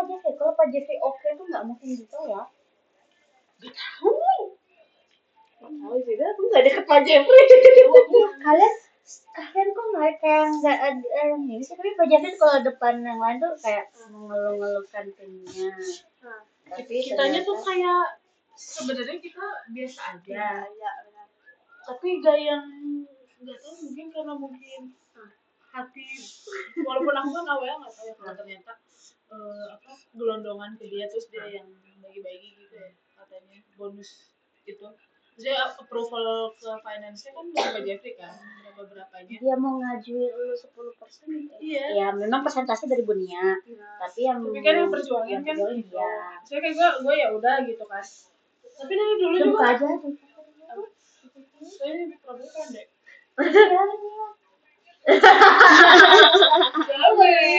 Jauh. Baru dipotong. Soalnya ini apa kan namanya? Laptop. Oh. Bagus kok ini kalau baru keramas. Udah lapek. Ya. Gibah dulu digibah. Intinya sebenarnya mah biasa aja. Itu mau minum nggak tuh? Minum nggak? Kosong. Itu yang itu Cep. Yang aqua sebelah kiri tuh. Itu ya itu nggak diminum itu tadi gua taruh di Kamu mau minum nggak? Minum dulu aja. Ini dulu. Dari mana ini? Tuh di itu masih ada tuh hari itu juga. Ya tadi udah aku masukin panas. Sebenarnya kita bisa aja ya, Iya, ya sehingga ini ya kayak bodo amat kerja aja gitu. Cuman emang gimana ya? Emang ajaib ya kadang tiba-tiba ini. Tapi emang gimana ya? Dia nggak merasa apa? Dia tuh apresiat kalian misalnya apanya? Karena Kerja keras gua kayaknya dia tuh memang mindsetnya kayak kalaupun gue bagus karena hasil didikan dia. Iya. Kalaupun Anin sukses ke Dragon itu karena dia gitu. Jadi kayak back to dirinya sendiri, makanya nggak merasa harus sih. Iya. Lu begini karena gua. Betul. Jadi gua yang nentuin Kayak kapan lu bisa. dia aja selalu ngomong si Ilham, lu nggak ngerti apa. Kita lihat, kita olah gitu. Ke Pak Benny dia bilang, ujung juga dulu nggak apa. Ya, nanti saya ini. Aku pernah juga gitu sih. Bukan aku sih. Kalau cerita kalau Tasya sih dipanggil karena aku biasanya tuh. Dia gitu kok. Pak Lujeng aja dulu nggak bisa emosi terus belajar sama saya bisa gitu. Aku pasti bisa kok. Jadi saya ke depan gue si Philip. Philip mah ke semua orang. Gimana maksudnya? Philip cuma disuruh fotokopi, cena. Oh iya itu juga. Sama sales. Iya itu juga. Mau dikeluarin. Mau dikeluarin. Juga. Kayak ini. Hebat bagus. Mana gue kan kadang dulu tuh masih belum bisa berbahasa-bahasa banget. Sekarang udah ada dulu kayak apa adanya ekspresi. Ya ampun. Lu nggak mau gibahin atasan lu? Gak ada yang bisa digibahin. Enak banget. terus ya kalau yang lain udah. Kan kalau bos gue kadang ke sales tuh dia kayak ada yang ngerti ini ya. Masa nggak baca berita gitu. Nah, terus gimana caranya kalimatnya itu Hati-hati Iya, gitu. Kayak pesannya nyampe tapi kitanya nggak sangat kesinggung. beradab gitu. Kayak aku Bener-bener. sering merhatiin dia kalau misalkan bener-bener kalau ngomong tuh kayak kalau ngerasa itu salah langsung direvisi. Enggak, maksud saya gini, enggak. Bukan gitu. Positifnya kayak ini berapa kali direvisi gitu. Saya ngerti maksud kamu, tapi gini kondisinya bukan ini nih. Iya. Oke teman-teman, sudah 25.1 di saya. Kayaknya kita mulai lagi ya. Gimana barusan udah ambil air dulu? Lu nanti kadang random ya. Udah ke toilet dulu, udah ambil air, udah siapin cemilan. Yang kayak Sekarang kita balon. lanjut lagi untuk sesi selanjutnya dengan video selanjutnya. Jadi masih masih berhenti di waktu yang wow, itu jadi bikin nanggung banget. Kita akan saksikan video selanjutnya. Silakan Kakak Admin. In the middle of Nah sekarang konkretnya gini, saya menjelaskan ini semua sebetulnya tujuannya adalah agar kita bisa mengidentifikasi apa saja peran-peran yang bisa saya ambil di level apapun, level keluarga, level masyarakat, level negara, ataupun level umat manusia. Karena RKU itu hanya akan berguna kalau passion Anda, minat dan bakat Anda dibutuhkan oleh umat manusia. Kalau enggak, it doesn't work. Percuma kalau kayak gitu. telepon sih Pak Jeffrey. Itu kawan-kawan ya. Nah, 4 ini yang akan mulai kita isi. Family need, lalu juga society, country, dan humanity. Bagaimana mengidentifikasinya? Ada 4 cara mengidentifikasi gap. Bagaimana cara kita mencari celah peluang dari setiap fenomena. Yang pertama, gunakan literatur Islam. Satu halaman slide ini sebetulnya kalau mau dielaborasi bisa satu materi sendiri. Kalau mau dielaborasi. Tapi saya singkat aja ya. Satu, literatur Islam. Setiap kali Anda mendapatkan dalil Quran ataupun Sunnah yang berhubungan dengan tugas berat, itu bisa menjadi kandidat RKU Anda. Misal, khairun nas man ta'allamal Qur'ana wa 'allamahu. Sebaik-baik manusia adalah yang mempelajari Quran dan mengajarkannya. Itu RKU bisa kan? Misalnya apalagi? Misalnya manusia yang baik adalah manusia yang menghormati tetangganya. Itu bisa jadi RKU kan? Anda menciptakan sosial system di mana terjadilah kohesi sosial. Anda tahu nggak? Di Prancis misalnya ya, pemerintah kota itu sampai mengeluarkan uang miliaran untuk membuat festival. Apa tujuannya? Salah satu tujuannya adalah membangun kohesi sosial di mana masyarakat itu sehari-hari saling curiga, tidak akur, tidak akrab, individualis, maka mereka mengeluarkan anggaran besar untuk membangun kohesi sosial. Kohesi sosial dalam bahasa Arabnya apa? Bagi masyarakat muslim. Kita dari distributor Ukhuwah Islamiyah kan? Ukhuwah Islamiyah. Di Turki, setiap hari Jumat itu diciptakanlah satu tradisi. Nah, kalau bagi orang-orang yang nggak biasa udah ngomong bid'ah nih, belum juga apa-apa. Mereka menciptakan tradisi ngumpul secara masif seperti hari Jumat setiap subuh pada Jumat. Setiap pada subuh hari Jumat. Jadi kalau pada subuh hari Jumat itu mayoritas masjid besar Turki penuh sekali kan orang-orang yang ke masjid kalau subuhnya. Setelah itu ngumpul bareng, makan borek, makan simit sadaya atau makan makan syurba pagi-pagi itu ngumpul. Ada yang di Turki kan di sini nggak? Ada yang sedang studi di Turki? Di sana. Kenapa? Karena itu salah satu implementasi dari ukhuwah Islamiyah membangun itu. Memang nggak tiap hari, tapi hari Jumat doang. Bisa nggak Anda berkreasi dari hadis Rasulullah tentang ukhuwah? Anda menciptakan satu sistem atau satu amal yang membuat orang itu akrab. Jadi kalau ada statement seperti orang-orang yang ingin memprovokasi bangsa Indonesia dengan membenturkan tradisi kerudung dengan yang nggak berkerudung, itu orang-orang berbahaya kayak gitu. Nah, Anda jangan nyalahin, jangan marah-marah, tapi Anda menciptakan sistem yang sebaliknya membangun ukhuwah wataniyah, membangun ikatan masyarakat. Yang lain, Anda menempatkan hadis, misalnya hadis tentang bagaimana ada perempuan yang diselamatkan Allah dari api neraka gara-gara ngasih minum seekor anjing.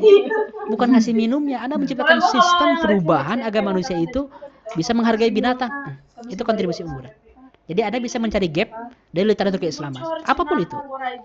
Contoh kemarin, kan saya menjelaskan dari mulai alam kubur sampai yaumul hisab, kan ada terminal-terminalnya kan? 7 golongan yang akan dilindungi Allah. Ada 7 golongan sobat-sobat. 7 golongan. Imam yang adil, pemuda yang dekat dengan masjid, pemuda yang tahan dari perzinahan, lalu juga orang yang infak. Silahkan dari 7 ini pilih satu aja kan semuanya sebagai RKU. Jadi kalau misalnya orang masih, saya tidak mengerti Kang, bagaimana mencari peran yang bisa saya ambil, terlalu banyak, tinggal pilih yang sesuai dengan bakat Anda dan minat Anda. Atau yang kedua, mengidentifikasi masalah dengan bantuan AI. Anda searching misalnya 100 isu kontemporer yang berdampak bagi umat manusia, keluar tuh 100 isu. Tinggal milih mau yang mana. Hitung kancing. ABCD, milih yang mana aja bisa berdampak gitu.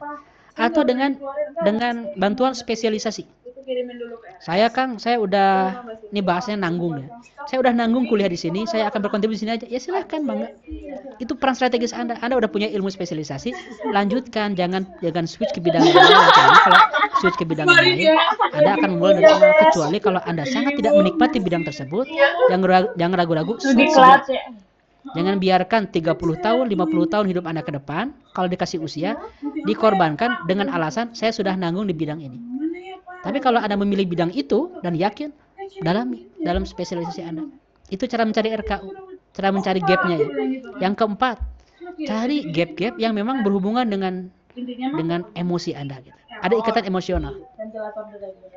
Ada misalnya masalah keluarga, ada masalah percintaan, ada masalah apalagi masalah lingkungan, masalah alam, ada masalah emosional. Saya nggak suka hal ini, saya akan selesaikan. Saya akan menjadi kontributor dalam bidang itu bisa. Nah, sahabat-sahabat, sekali lagi saya bilang 4 cara ini bisa dielaborasi dalam sesi tersendiri. Sayangnya nggak cukup waktunya.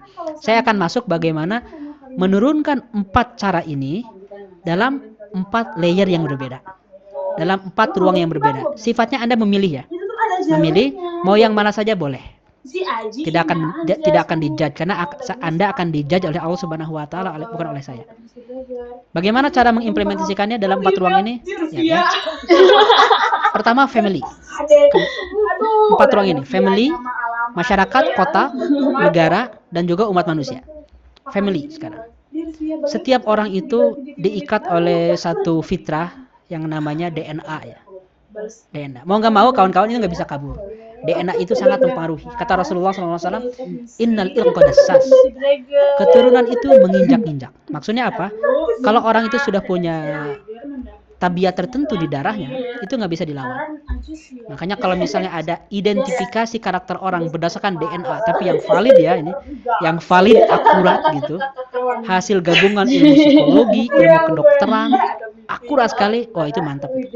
Kita bisa tahu DNA kita. Bukan brand ya, bukan brand, maaf. Karena kalau brand berbeda. Karena sekarang ada juga satu trending baru, Find Your DNA Talent dari ISQ. Itu namanya brand. DNA Talent itu brand, bukan benar-benar ilmu DNA gitu, bukan. Gitu. Itu brand training. Atau misalnya sobat-sobat yang yang berkecimpung dalam satu tools penemuan bakat melalui sidik jari, itu boleh. Tapi itu bukan DNA. Maksud saya adalah ketika ada satu tools, sekarang belum ada, sekali lagi. Belum ada identifikasi tools yang langsung menjelaskan DNA dengan karakter orang itu belum ada. Atau belum final lah. Tapi andaikan itu suatu hari ada dan ketahuan, itu luar biasa. DNA itu sangat mempengaruhi. Makanya ada talent-talent yang kita miliki sejak kecil, itu akan berkembang kalau itu sudah ditemukan sejak kecil. Misalnya Mozart. Mozart itu sejak kecil kan saya udah menjelaskan ini ya, di sesi sebelumnya. Dia diajari piano oleh bapaknya Leopold. Leopold Mozart itu ngajarin piano di usia 5 tahun. Kakaknya Mozart itu udah jago dan dia sudah terkenal. Tapi Mozart ingin menyusul dan dia ada sibling rivalry. Ada ada persaingan antara Mozart dengan kakaknya. Kakaknya perempuan. Dia bersaing, usia 5 tahun udah jago. Di usia 5 tahun bapaknya itu bikin konser. Orang bayar untuk menonton penampilan Mozart sejak usia 50 tahun. Anak ajaib sebutnya itu. Anak ajaib karena bisa segala hal. Tapi lama-kelamaan sejak dia belajar piano, dia menemukan talent-talent yang lain. Tanpa diajarin siapapun, dia punya kecenderungan untuk membuat musik sendiri. Jadi komposer. Bapaknya nggak mau, udahlah. Kamu mainkan aja musik yang ada, jadi menjadi pianis yang terbaik. Dan memang dia terbaik dalam piano. Cuma ada panggilan jiwanya, dia bukan di situ. Dia ingin menjadi komposer. Memang ada clash sedikit ya antara dia dengan bapaknya. Cuman sejak kecil, family itu membangun kebiasaan musisi sehingga dia menemukan bakatnya dalam bidang composition musik. Dia menjadi komposer terbesar di dunia di zamannya itu. Di usia remaja dia menentukan ikut bapaknya menjadi pianis, disuruh bapaknya dipaksa untuk jadi pianis, atau mengikuti talentnya sebagai komposer. Akhirnya dia menjadi komposer besar dunia kan. Jadi situasi keluarga bisa. Muawiyah bin Abi Sufyan, dia ini sejak kecil sudah diidentifikasi orang-orang sekitarnya, ini kelihatannya calon raja nih. Ada satu rombongan lewat ketika melihat Muawiyah bin Abi Sufyan, bilang ke ibunya, anak ini bisa menjadi pemimpin masa depan. Dia bisa menjadi pemimpin kaumnya. Ibunya bilang kayak gini, "Qatiltuhu illa yasudu illa qaumahu." Saya follow up lah. Alangkah meruginya saya kalau dia hanya menjadi pemimpin kaumnya katanya. Dia ini akan menjadi pemimpin umat. Sejak kecil disiapkan oleh keluarganya, ini pengkondisikan keluarga agar dia menjadi pemimpin umat manusia. Dan dia menjadi khalifah menggantikan Ali bin Abi Thalib di tahun 40 Hijriah. Bertahun-tahun kemudian dia menjadi pemimpin, bahkan bukan jadi khalifah saja, dia mendirikan satu dinasti baru namanya dinasti Daulah Umayyah. Nah, ini kawan-kawan semua. DNA itu sangat mempengaruhi. Jadi, situasi keluarga bisa menjadi indikator Anda memilih RKU. Nah, kalau misalnya ada situasi keluarga yang membuat Anda dendam, marah, kesal, dan Anda ingin menyelesaikan masalah itu, boleh. Karena itu sangat emosional, kuat. Dorongannya kuat. Marah itu gini misalnya, contohnya ya. Ada kondisi ketika keluarga Anda dizolimi.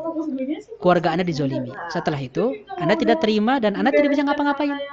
Lalu di masa depan Anda bertekad, saya akan menjadi penyelamat atas masalah ini. Kalau ada orang lain mengalami masalah ini, saya tidak akan membiarkannya, saya akan menjadi kontributor. Itu sangat emosional dan sangat kuat. Sangat kuat. Jadi keluarga ya. Jadi kawan-kawan semua, silakan identifikasi keluarga Anda. Kira-kira apa yang menjadi tradisi keluarga itu mungkin akan diwariskan dan mempengaruhi. Itu sifatnya adalah prediktif ya. Jadi, karena sekarang belum ada tools yang matang penelitian tentang hal ini. Yang ada baru klaim. Kita harus jujur dengan diri dengan ilmu. Kalau itu belum jadi risalah ilmiah itu belum bisa. Jadi harus benar-benar dibuktikan minimal dalam indikator ilmu psikologi atau ilmu kedokteran atau ilmu sosial modern ya. Kalau masih klaim itu belum masuk kategori penelitian. Nah itu, lihat identifikasi keluarga, peran-peran keluarga itu sangat penting. Nah masyarakat Cina dan masyarakat Jepang sangat mengerti ini. Makanya mereka memiliki warisan keluarga biasanya, melanjut kejayaan. Kejayaan keluarga itu dilanjut. Kalau misalnya Anda melihat bisnisnya orang-orang Jepang itu kadang-kadang bisnis pisau belati misalnya. Ini berapa? Ini sejak kapan? Oh ini saya generasi ke-7 katanya. Generasi ke-7, generasi ke-10. Artinya udah bertahun-tahun ya. Udah ratusan tahun, berabad-abad gitu. Itu diwariskan. Di Indonesia ada nggak yang kayak gitu? Masih ada, Jepara misalnya kan. Kayu Jepara kan luar biasa.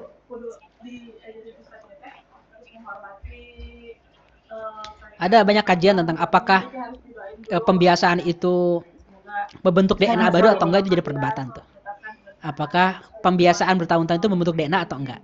Tapi yang jelas membentuk DNA atau enggak, pembiasa sejak kecil dari ayah, dari orang tua itu membentuk pikiran kita kan, dari keluarga itu. Dan bahkan kalau Anda lihat banyak brand-brand besar di dunia ini itu dimulai dari bisnis keluarga. Contohnya ini ya, ini walaupun ini fiksi. The Godfather ini. Ini contoh tentang bagaimana kejayaan siapa? Dilanjut si Godfather ini dilanjutkan oleh Michael. Si namanya Al Pacino ini. Dilanjutkan lagi oleh generasi setelahnya. Don Corleone dilanjutkan oleh Michael Corleone. Padahal awalnya si Michael Corleone itu tentara dan tidak ingin masuk ke politik, tidak ingin masuk ke dunia mafia ini. Tapi ketika ada kondisi keluarga, ketika si kakaknya Sony itu, bukan Sony Abikim ya, ketika kakaknya Sony ini ditembak, dibantai oleh musuhnya, akhirnya dia balas dendam. Saya akan menyelamatkan keluarga ini. Ketika ini akan diwariskan ke generasi setelahnya tapi lemah, dia nggak mau. Kenapa? Ini masalah keluarga, bisa itu contohnya, itu fiksi. Tapi maksud saya adalah banyak sekali kontribusi besar ketika itu dilandasi sifat keluarga atau dilandasi satu mentalitas melanjutkan kejayaan keluarga. Boleh kawan-kawan. Ini kerajaan kan? Jadi wajar. Jangan masuk ke tema ini.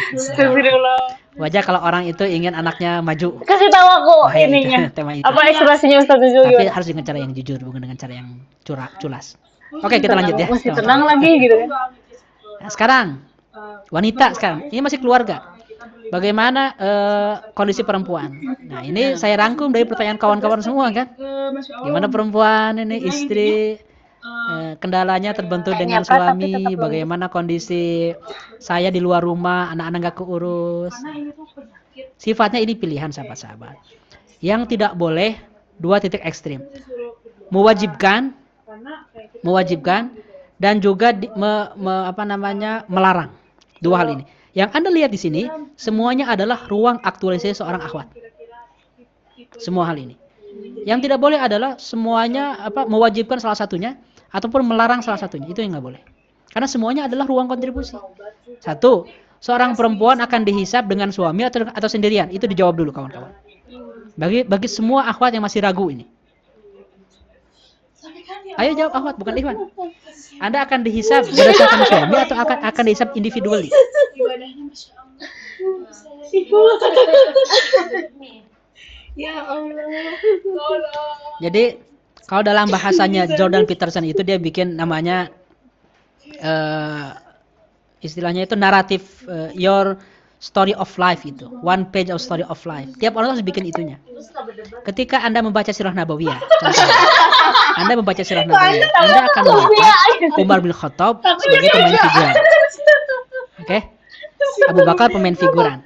Bahkan Khadijah sebagai pendamping dan supporting system Nabi Muhammad, betul nggak? Jiwa-jiwa bos. Ya kan kalau membaca Sirah Nabawiyah.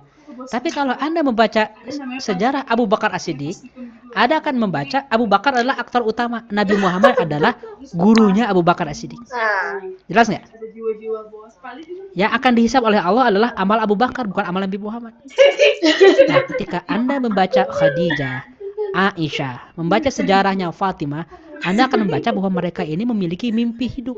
Nabi Muhammad adalah orang lain yang menjadi gurunya Fatimah, bapaknya Fatimah, menjadi suaminya Khadijah. Tapi kisah hidup Khadijah adalah kisah hidup Khadijah yang akan dipertanggungjawabkan di depan Allah Subhanahu wa taala.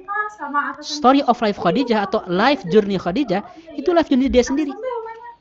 Khadijah tidak akan dihisab atas amal Nabi Muhammad. Khadijah akan dihisab oleh Allah dengan amal Khadijah sendiri. Nah, sahabat-sahabat, banyak perempuan yang tidak berpikir dalam frame saya adalah aktor utama kehidupan saya, tapi saya hanyalah pelengkap suami. Oh, itu bahaya. Jadi Anda tidak punya keinginan apapun. Keinginan saya adalah keinginan suami. Bukan. Maksudnya dia nggak pernah lihat. Yang nomor pertama adalah Anda harus memiliki misi hidup ukhrawi, titik. Nggak bisa dibantah oleh siapapun. Anda harus menjalani apa yang Anda yakini untuk dipertanggungjawabkan di depan Allah Subhanahu wa taala. Karena terserah orang-orang mau ngomong apa, terserah orang akan menganggap Anda apa, yang jelas Anda akan dihisab seorang diri. Itu harus diingat-ingat bagi para akhwat. Bukan berarti Anda jadi berontak ke suami, enggak, kawan-kawan. Tapi Anda menentukan Anda akan dihisab dengan cara apa. Itu yang pertama. Yang kedua, ada peran khidmat suami. Itu penting, kawan-kawan. Bagi yang sudah menikah, yang belum menikah bukan khidmat suami, nyari dulu jodoh ya. Bagi yang sudah menikah dan juga ingin berkhidmat suami, itu bagian dari amal besar. Amal besar sekali lagi. Amal besar. Dalam salah satu adegan itu Buya Hamka itu kan ada adegan lucu itu. Ketika dipanggil ke depan tentang sudut pidato, Hamkanya udah kaget nih. Dia akan ngomong apa nih istrinya mau pidato. Dia hanya bilang, saya ini bukan ahli pidato, saya hanyalah tukang masak bagi seorang ahli pidato ini katanya. Saya mengurus sang ahli pidato ini. Itu khidmat bagi suami. Boleh kawan-kawan, jadikan itu sebagai RKU, boleh. Tapi jangan menganggap itu satu-satunya, itu aja. Boleh kawan-kawan. Bahkan kalau Anda ingin menjadikan itu RKU, nggak cukup hanya khidmat suami. Jadikan khidmat suami adalah sebagai inspirasi yang akan diadopsi oleh banyak perempuan seluruh dunia. Itu RKU baru. Tapi kalau khidmat suami itu bukan RKU. Khidmat suami, sekarang saya tanya, khidmat suami dengan memakmurkan Masjidil Haram lebih gede mana perannya bagi umat?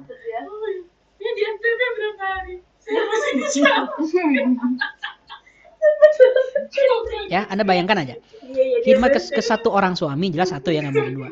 Khidmat ke satu orang manusia namanya suami, tidak lebih besar dibanding memakmurkan Masjidil Haram. Tapi memakmurkan Masjidil Haram, kata Allah, itu tidak sama dengan orang yang berjuang di jalan Allah dengan harta, dengan nyawanya. Jadi itu nggak gede-gede amat. Apakah kalian akan mengira akan masuk surga dengan amal-amal hibah ke suami? Itu halu. Jadi Anda harus bilang ke suami gini.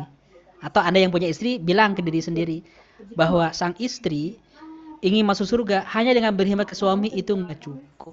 Tidak cukup, sekali lagi. Harus ada amal yang lebih gede dari itu. Harus ada. Saya yakin sekali dengan statement saya, kawan-kawan. Saya yakin sekali dengan statement saya bahwa seorang istri yang mengandalkan ingin masuk surga hanya dengan berkhidmat pada suami, itu nggak cukup. Harus ada amal yang lebih gede. Kecuali kalau khidmat pada suami menjadikan sebuah inspirasi yang mengubah generasi. Terus saya tadi kan apa kan Yang lain misalnya, kontribusi lain. Menyiapkan generasi. Tambah dengan itu. Menyiapkan generasi. Anak-anak. Bukan hanya anak-anak padahal. Kalau dalam konsep Islam, yang tinggal di rumah kita itu ada anak-anak kandung, ada anak-anak yatim juga. Ada anak-anak yang diurus. Tambahkan dengan itu.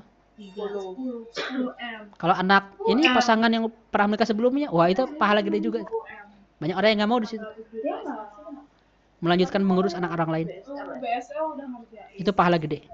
Jadi sahabat-sahabat semua, menyiapkan generasi salah satu amal kontribusi unggulan. Karena itu salah satu amal yang mengalir terus kata Rasulullah. Waladun soleh yad'ulah, anak soleh yang mendoakan. Yang keempat sahabat-sahabat, aktualisasi ilmu. Di sini rata-rata S1 ya. S1. Ada yang S2 nggak? Acungkan tangannya yang S2 akhwat. Acungkan tangannya. Kamu udah Tambah S2 dan S3 sekarang yang S3 siapa? Acungkan tangannya. tapi si ibunya di suratnya jam 10 jadi aku tetap ngomong jam Masya Allah. Ada? S3? Kawan-kawan semua. apa yang datang duluan itu Para akhwat nih khusus ya. Yang Ikhwan jangan dengar lah. Yang akhwat ini. Kalau ada ilmu yang Anda pelajari bertahun-tahun, lalu tidak diamalkan, demi Allah Anda akan ketemu dengan hisabnya nanti. Dan Anda nggak bisa ngomong kayak gini. Nggak bisa. Ya Allah, saya ingin mengamalkan, tapi kan dilarang oleh suami. Nah, nggak bisa ngomong kayak gitu. Akan dicecar lagi. Ya kenapa nggak ngomong dengan suaminya? Kenapa nggak berdebat? Kenapa nggak menggunakan seluruh strategi kamu yang biasanya kamu gunakan ketika ingin belanja kan? Semua strategi digunakan ketika ingin ada kemauan, digunakan perempuan itu kan biasanya. Nah, kenapa kamu nggak melakukan hal yang sama untuk beramal soleh? Karena ilmu itu adalah 1 dari 5 pertanyaan yang ditanya nanti di Yaumul Hisab. Apa? Masih ingat nggak 5 pertanyaan itu? Harus hafal dong. 5. Usia, umur, life journey. Yang kedua, masa muda. Yang ketiga, sumber harta. Yang keempat, kontribusi harta. Yang kelima, amal dari ilmu yang diamalkan itu kan dihisab. Nah, kalau nomor 5-nya jawabannya adalah, ya Allah, saya dikasih ilmu sampai S2 dengan dana LPDP, lalu saya tidak beramal karena saya ingin berkhidmat pada suami, akan dihisab, akan diazab. Bukan oleh Bu Sri Mulyani, bukan ya, bukan oleh LPDP, tapi oleh Allah Subhanahu wa taala. Tapi saya kan biaya sendiri. Iya, uang itu dari Allah Subhanahu wa taala, dari orang tua misalnya. Maka uang itu akan dihisab. Aku kasih kamu ilmu nggak diamalkan. Nah, pikirkan itu aja. Tapi kan suami tidak menyetujui, suaminya menolak, suami melarang, mengancam akan bercerai, macam-macam. Nah, diskusilah. Saya tidak mau ikut campur ke masalah keluarga, tapi yang jelas Anda perlu effort menjelaskan di depan suami, menjelaskan suami bahwa saya ingin mengamalkan ilmu saya. Kalau belum dapat suami, ya carilah anak ecek suaminya, biar memiliki visi kayak gitu. Kan, gitu ya. Jadi aktualisasi ilmu bagi akhwat di situ. Oke, itu step pertama. Yang kedua sekarang, ruang aktualisasi Anda boleh jadi Anda berpikir soal kota, ya. Society needs, lihat level kota.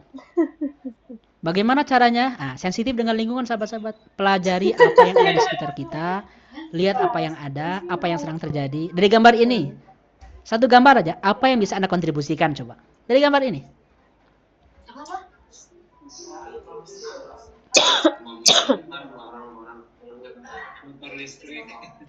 Apa?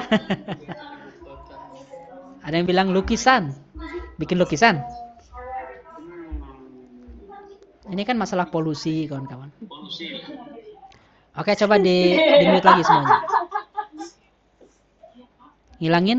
Ngilangin polusi Jakarta. Saya kira menghilangkan Jakarta. Jadi ketika Anda melihat ini ada ribuan stimulus sobat-sobat soal polusi. Saya tidak mau kota saya macet, transportasi. Saya tidak mau kota saya banyak kriminalitas. Anda bikin sistem keamanan, Saya tidak mau banyak kelainan seksual dari anak-anak muda. Anda bikin pendidikan seksual bagi anak-anak muda, pendidikan akhlak. Saya tidak ingin kota saya sepi dari wisatawan. Anda bangun branding wisata. Saya tidak mau kota saya ini penuh dengan pembalak liar hutan. Anda bikin anak-anak muda yang menjaga hutan itu, gerakan sosial dan juga kesadaran. Saya tidak ingin kota saya apapun yang Anda inginkan, belajar sensitif. Kabar baiknya apa coba? Kabar baiknya nggak banyak saingan, sahabat-sahabat. Nggak banyak saingan. Mana ini? Nah, memberi karya konkret bagi kota adalah ruang kosong yang minim persaingan. Itu kabar baiknya. Tapi kalau Anda menekuninya, itu akan menghasilkan keuntungan walaupun tanpa diharapkan. Ada gerakan misalnya berbagi nasi, akhirnya semakin gede, akhirnya ya beli nasinya ke dia juga kan. Untung. Boleh-boleh aja silahkan. Gerakan lingkungan, bungut sampah, akhirnya untung juga dari sampah itu. Sampahnya bau tapi ketika dijual uangnya wangi kan. Tapi lingkungan jadi asri. Banyak sekali sahabat-sahabat ruang kontribusi kota kita yang minim saingan sebetulnya. Nah, jadi kawan-kawan kaidahnya sederhana. Intan surullaha yang surkum yuthabit aqdamakum. Tolong agama Allah akan menolong kalian dan bantu aja dengan berbagai cara, maka Anda akan mendapatkan keuntungan suatu hari. Yang jelas, RKU itu kesadaran peran tidak akan pernah muncul dari angan-angan kosong, tapi dari pengamatan realita yang menghujam mendalam dan keresahan yang mengganggu pikiran dan mengoyak kenyamanan. Jadi, mulailah sensitif dengan lingkungan sekitar, dengan kota Anda sendiri. Jangan banyak menyalahkan, your city is your responsibility. Kota Anda adalah tanggung jawab Anda. Mikir, berikan solusi. Mikir, berikan solusi. Itu aja. Jadi kalau misalnya kawan-kawan ini masih bingung dengan RKU-nya masing-masing, udah sederhananya Anda identifikasi semua masalah kota yang ada, tunjuk saya akan berkontribusi di sini. Sederhana gitu aja. Kalau masih mikir RKU-nya di mana gitu. Karena nggak akan kehabisan bahan. Gitu ya. Sekarang yang ketiga, naik lagi levelnya. Keluarga, kota, Indonesia. Ini sudah sering saya jelaskan dalam materi ECTalk tentang Sumpah Pemuda Indonesia, dalam materi sesi ke-10 membangun visi pemuda Indonesia. Ini banyak saya jelaskan tema-tema ini, tapi saya singkat gini. Bagaimana Anda menstimulus kondisi bangsa ini sebagai RKU Anda? Anda baca. Saya tanya di sini. Siapa yang pernah membaca 2 dokumen ini? Ini dokumen terkenal ya. Dari IDN dan Bappenas. Acungkan tangan yang pernah membaca 2 dokumen ini. Diki, 1. Siapa lagi? Ana. Ada lagi nggak? Baca. Nggak tahu kalau Suden. Berapa orang? Tapi ini aja. Dokumen ini sahabat-sahabat adalah salah satu panduan konkret kalau Anda ingin membangun generasi. Tidak berisi solusi praktis ya, ini hanya strategi-strategi atau data-data. Tapi saya suka kadang-kadang bukan heran ya, tapi kayak kok bisa sih gitu. Orang mikirin generasi, orang mikirin tentang Indonesia emas, visi, motivator, tapi dokumen gini aja nggak pernah dibaca. Padahal ini dokumen inti loh, tentang visi Indonesia 2045. Apa yang dibangun Indonesia itu? Atau orang yang fokus berdakwah ke milenial, tapi tidak pernah membaca data tentang milenial. Tidak harus data ini, mungkin data yang lain. Cuma data-data yang akurat gitu. Karena bagaimana mungkin kita ingin berkontribusi situasi dia pun contoh ini misalnya data-data ini. Kita perlu melihat bagaimana Indonesia emas itu aspeknya yang akan dibangun apa saja. Aspek manusia, ekonomi kayak gimana? Apakah ekonomi yang berteknologi atau ekonomi yang sustain? Pembangunan, arah pembangunan kayak gimana? Ternyata pembangunan yang kita inginkan itu yang merata, bukan pembangunan satu kelompok aja. Negara yang kayak gimana yang ingin bangun? Apakah negara khilafah? Apakah negara kerajaan? Ternyata negara yang demokratis, yang kuat dan bersih. Maka inilah yang diturunkan, diterjemahkan menjadi banyak program Indonesia Emas. Sehingga kawan-kawan, kalau Anda melihat masih terlalu banyak orang-orang yang jargonik, ngomong di mana-mana, mengajar di mana-mana, bikin gerakan, bahkan jadi pejabat, tapi isinya itu kosong, orang itu dekat bukan semua. strategi, bukan visi, apalagi strategi, apalagi menjadi sebuah gerakan konkret. Maka sahabat-sahabat, saran saya, Anda ingin merumuskan RK level Indonesia, baca dokumen-dokumen seperti ini, lalu Anda rumuskan Indonesia ingin dibawa kemana. Karena saya melihat prospek yang luar biasa kalau Anda membaca datanya. Ini ruang kosong minim persaingan sahabat-sahabat di Indonesia juga. Mulailah baca data-data ini. Bagaimana caranya? Ini sudah saya jelaskan di sesi ke-10 stage 1. Anda koleksi data-data yang komprehensif, koleksi, lalu sistematikasi di berbagai bidang, dianalisa mana masalah-masalah yang akut yang harus saya selesaikan, lalu bagaimana visi saya untuk menyelesaikan masalah ini. Big picture-nya apa? Ini kalau Anda ingin memilih level Indonesia, jangan sampai Indonesia jadi korban semua. Kita perlu men-switch Indonesia ini dari korban. Lihat, perhatikan petanya. Indonesia ini calon korban. Berdasarkan buku ini nih. Nah, ini nih. The Next 100 Years, buku George Friedman. Bagaimana kebangkitan Cina, India, dan akan melibas negara-negara sekitarnya. Atau bukunya sebentar. The Future Al Gore ini. Bagaimana krisis alam? Krisis alam, Indonesia akan menjadi salah satu korban dari krisis alam. Karena teknologi kita belum mampu mengalahkan global warming dan juga minimal kenyamanan masyarakat kita akan hilang. Indonesia akan jadi korban. Siapa di antara member training RKU ini yang punya cita-cita, saya akan menjadikan Indonesia dari korban, lihat petanya ya, menjadi ini. Bersama 3 ibu-ibu. Jadi menjadi role model, menjadi pahlawan. Dari korban menjadi pahlawan. Menjadi inspirasi umat manusia. Siapa yang mengharuskan kita menggambar peta seperti ini? Siapa? Ini sudah siapa ya? Coba Anda bayangkan. Kan bumi itu bulat, nggak datar kan? Kan bumi itu tidak ujungnya Alaska, Amerika, ujungnya lagi Cina itu kan. Kan nggak kayak gini bumi. Bumi itu bulat. Siapapun bisa menggambar peta. Kita perlu menggambar peta masa depan. Indonesia di tengah-tengah. Walaupun Cina bisa bikin gini juga. Enggak, Cina katanya. Malaysia bisa bikin gini juga. Tapi setidaknya kita membangun visi baru. Indonesia itu menjadi inspirasi. Inspirasi apa? Ya silakan. Inspirasi pariwisata, inspirasi kurikulum beragama, inspirasi budaya, inspirasi anak-anak muda yang menghormati orang tua. Inspirasi nih, para perempuan nih, perhatian bagi Anda. Inspirasi role model para perempuan yang bersuami, berkhidmat ke suami, suaminya sukses, keluarganya, rumah tangganya kuat, anak-anaknya soleh, dan juga mental health-nya, ekonominya makmur. Itu inspirasi. Dan menegakkan nilai-nilai Islam di keluarga. Itu inspirasi.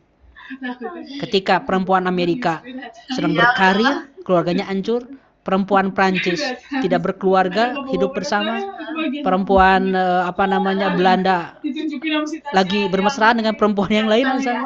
Ketika mereka menawarkan inspirasi itu, Anda menawarkan inspirasi perempuan sebagai pilar peradaban yang konkret bukan jargon. Siapa yang mau menawarkan itu? Ini next level dari visi Indonesia. Indonesia menjadi inspirasi dunia. Inspirasi bahwa di Indonesia itu akan muncul sebuah gerakan anak-anak muda yang menggabungkan potensinya dan membangun perubahan melalui gerakan komunitas. Jadikan itu inspirasi. Yang diekspor untuk negara lain. Inspirasi bahwa perempuan itu bisa menjadi tokoh perubahan di luar dan dikagumi, diikuti, bahkan mengubah konkret kebijakan-kebijakan nasional. Jangan sampai Greta yang di wawancara dunia internasional membicarakan isu lingkungan, perempuan Indonesia akan ngomong kayak gitu. Jangan sampai Emma Watson yang awalnya Expelliarmus di Harry Potter tiba-tiba menjadi jubir isu-isu internasional, jubir feminisme, jubir tokoh-tokoh dunia. Dari kita sobat-sobat, kepikiran nggak hal itu? Kalau nggak kepikiran, segera pikirkan jadi RKU Anda. Iwan sama juga. Jangan sampai seragam yang wajahnya mirip semua sampai diundang oleh United Nations yang membuat semua arminya seluruh dunia bersorak-sorai gitu. Diundang Piala Dunia. Kenapa harus mereka? Kenapa enggak orang-orang Sunda gitu kan? Dengan serulingnya, dengan kecapinya. Kenapa enggak orang-orang Kalimantan? Kenapa enggak Tari Saman Aceh? Why not gitu? This is question, why not? Itu kontribusi kan? Banyak sekali ruang kontribusi, bro. Banyak sekali ruang kontribusi. Nah, ini data yang menyenangkan bagi kita. Ini ada riset dari lembaga Inggris ya, PricewaterhouseCoopers. Jadi PwC ini bikin riset di tahun 2050, how will the global economic order change? Di 2050, Indonesia itu nomor 4 dunia. Nomor satunya Cina, kedua India, ketiganya Amerika, yang keempatnya Indonesia. Ini prediksi bukan akurat ya, prediksi ilmiah loh, prediksi ekonomi, bukan harapan kosong jargoni kita akan jadi bangsa besar, nggak hanya gitu. Ini angka-angka ekonomi, angka-angka makroekonomi. Indonesia akan menjadi kekuatan keempat dunia dalam ekonomi. Menarik bukan data ini? Pasti bakal banyak dipakai nih. Data ini dalam beberapa tahun ke depan dari lembaga riset PricewaterhouseCoopers ini dari Inggris. Oke, itu peluang besar bagi sobat-sobat semua. Tahap ketiga nih. Sekarang tahap keempat. Bahkan bisa jadi Anda memasang RKU berdasarkan masalah umat manusia. Ingin tahu apa saja yang dialami oleh humanity ini? Nggak bisa tidur kita semua. Kalau Anda mulai membaca data-data ini. Karena kita semua memang layak berbicara tentang itu. Saya yakin di Early Circle ataupun di member-member yang ikut dengan RKU sudah tidak asing berbicara tentang masalah global. Karena pada dasarnya itulah standar yang perlu dibangun dari umat Islam. Berpikir global karena kita punya cita-cita visi global Islam, ibadah, khalifah, dan rahmatan lil alamin. Ini sudah saya jelaskan. Maka wawasan kita pun perlu global. Anda baca salah satunya buku ini, Al Gore, The Future. Ini penulisnya mantan wakil presiden Amerika. Jadi seorang wakil presiden bisa nulis buku seberkualitas ini ya. Jadi kita berharap punya yang berkualitas kayak gini. Kalau memang Dia menulis buku The Future bahwa dunia ini berubah dengan sangat pesat, dipengaruhi oleh 6 faktor. Apa saja 6 ini? 1. Dipengaruhi oleh yang disebut Earth Incorporation, di mana dunia ini sering terkoneksi dengan economic globalization. Maka akan ada perubahan besar di mana para pekerja itu datang dari negara lain. Ini sudah dianalisa bertahun-tahun yang lalu. Bahkan dianalisa oleh John Naisbitt itu sejak tahun 2001 tentang hijrah besar-besaran tenaga kerja dengan sistem namanya outsourcing. Contoh outsourcing itu Anda lihat box iPhone. Design in California, made in China kan? China. Itu outsourcing. Desain semuanya, hak paten, modalnya, pasar modalnya, investasinya itu Amerika, tapi industrinya di China. Bahkan sekarang sudah hilang tuh industri iPhone di Amerika itu karena mahal. Sehingga ilmu transfer teknologi dari Amerika pindah ke China. Makanya China kita pindah sekarang. Bisa bikin Xiaomi dan bahkan bikin mobil Xiaomi-nya itu. Contoh lain, customer service mau produk-produk teknologi kayak teknologi apa lagi misalnya kayak Dell kayak gitu. Ketika Anda telepon, customer service-nya bisa jadi orang Bangalore. Hello sir, what can I do for you? Okay, you can fix this laptop by 3 step. Yang apa namanya, jadi customer service orang India di belahan dunia yang lain. Itulah yang namanya outsourcing. Nah, kalau tidak memahami ini sahabat-sahabat, kita akan jauh ketinggalan. Mau tidak mau kita perlu berpartisipasi atau menunggangi perubahan ini. Kenapa harus di Cina? Kenapa nggak di kita? Kenapa nggak customer service-nya di Indonesia? Kalau yes, what can I do for you? Nah, ini kan dengan logat Sunda ya, atau logat Jawa gitu, bahasa Inggrisnya. Dengan logat Jengyah nanti, gitu kan? Oke, I don't think so, misalnya. Nah, jadi kawan-kawan semua, Indonesia bisa berperan di situ. Economic globalization ini. Ini faktor perubahan pertama. Faktor perubahan kedua nih, global mind, tentang internet, teknologi, sosial media. Keywordnya adalah internet itu membantu kita memperbaiki kehidupan kita. Internet bisa mengubah banyak hal, bahkan bisa menumbangkan penguasa-penguasa diktator.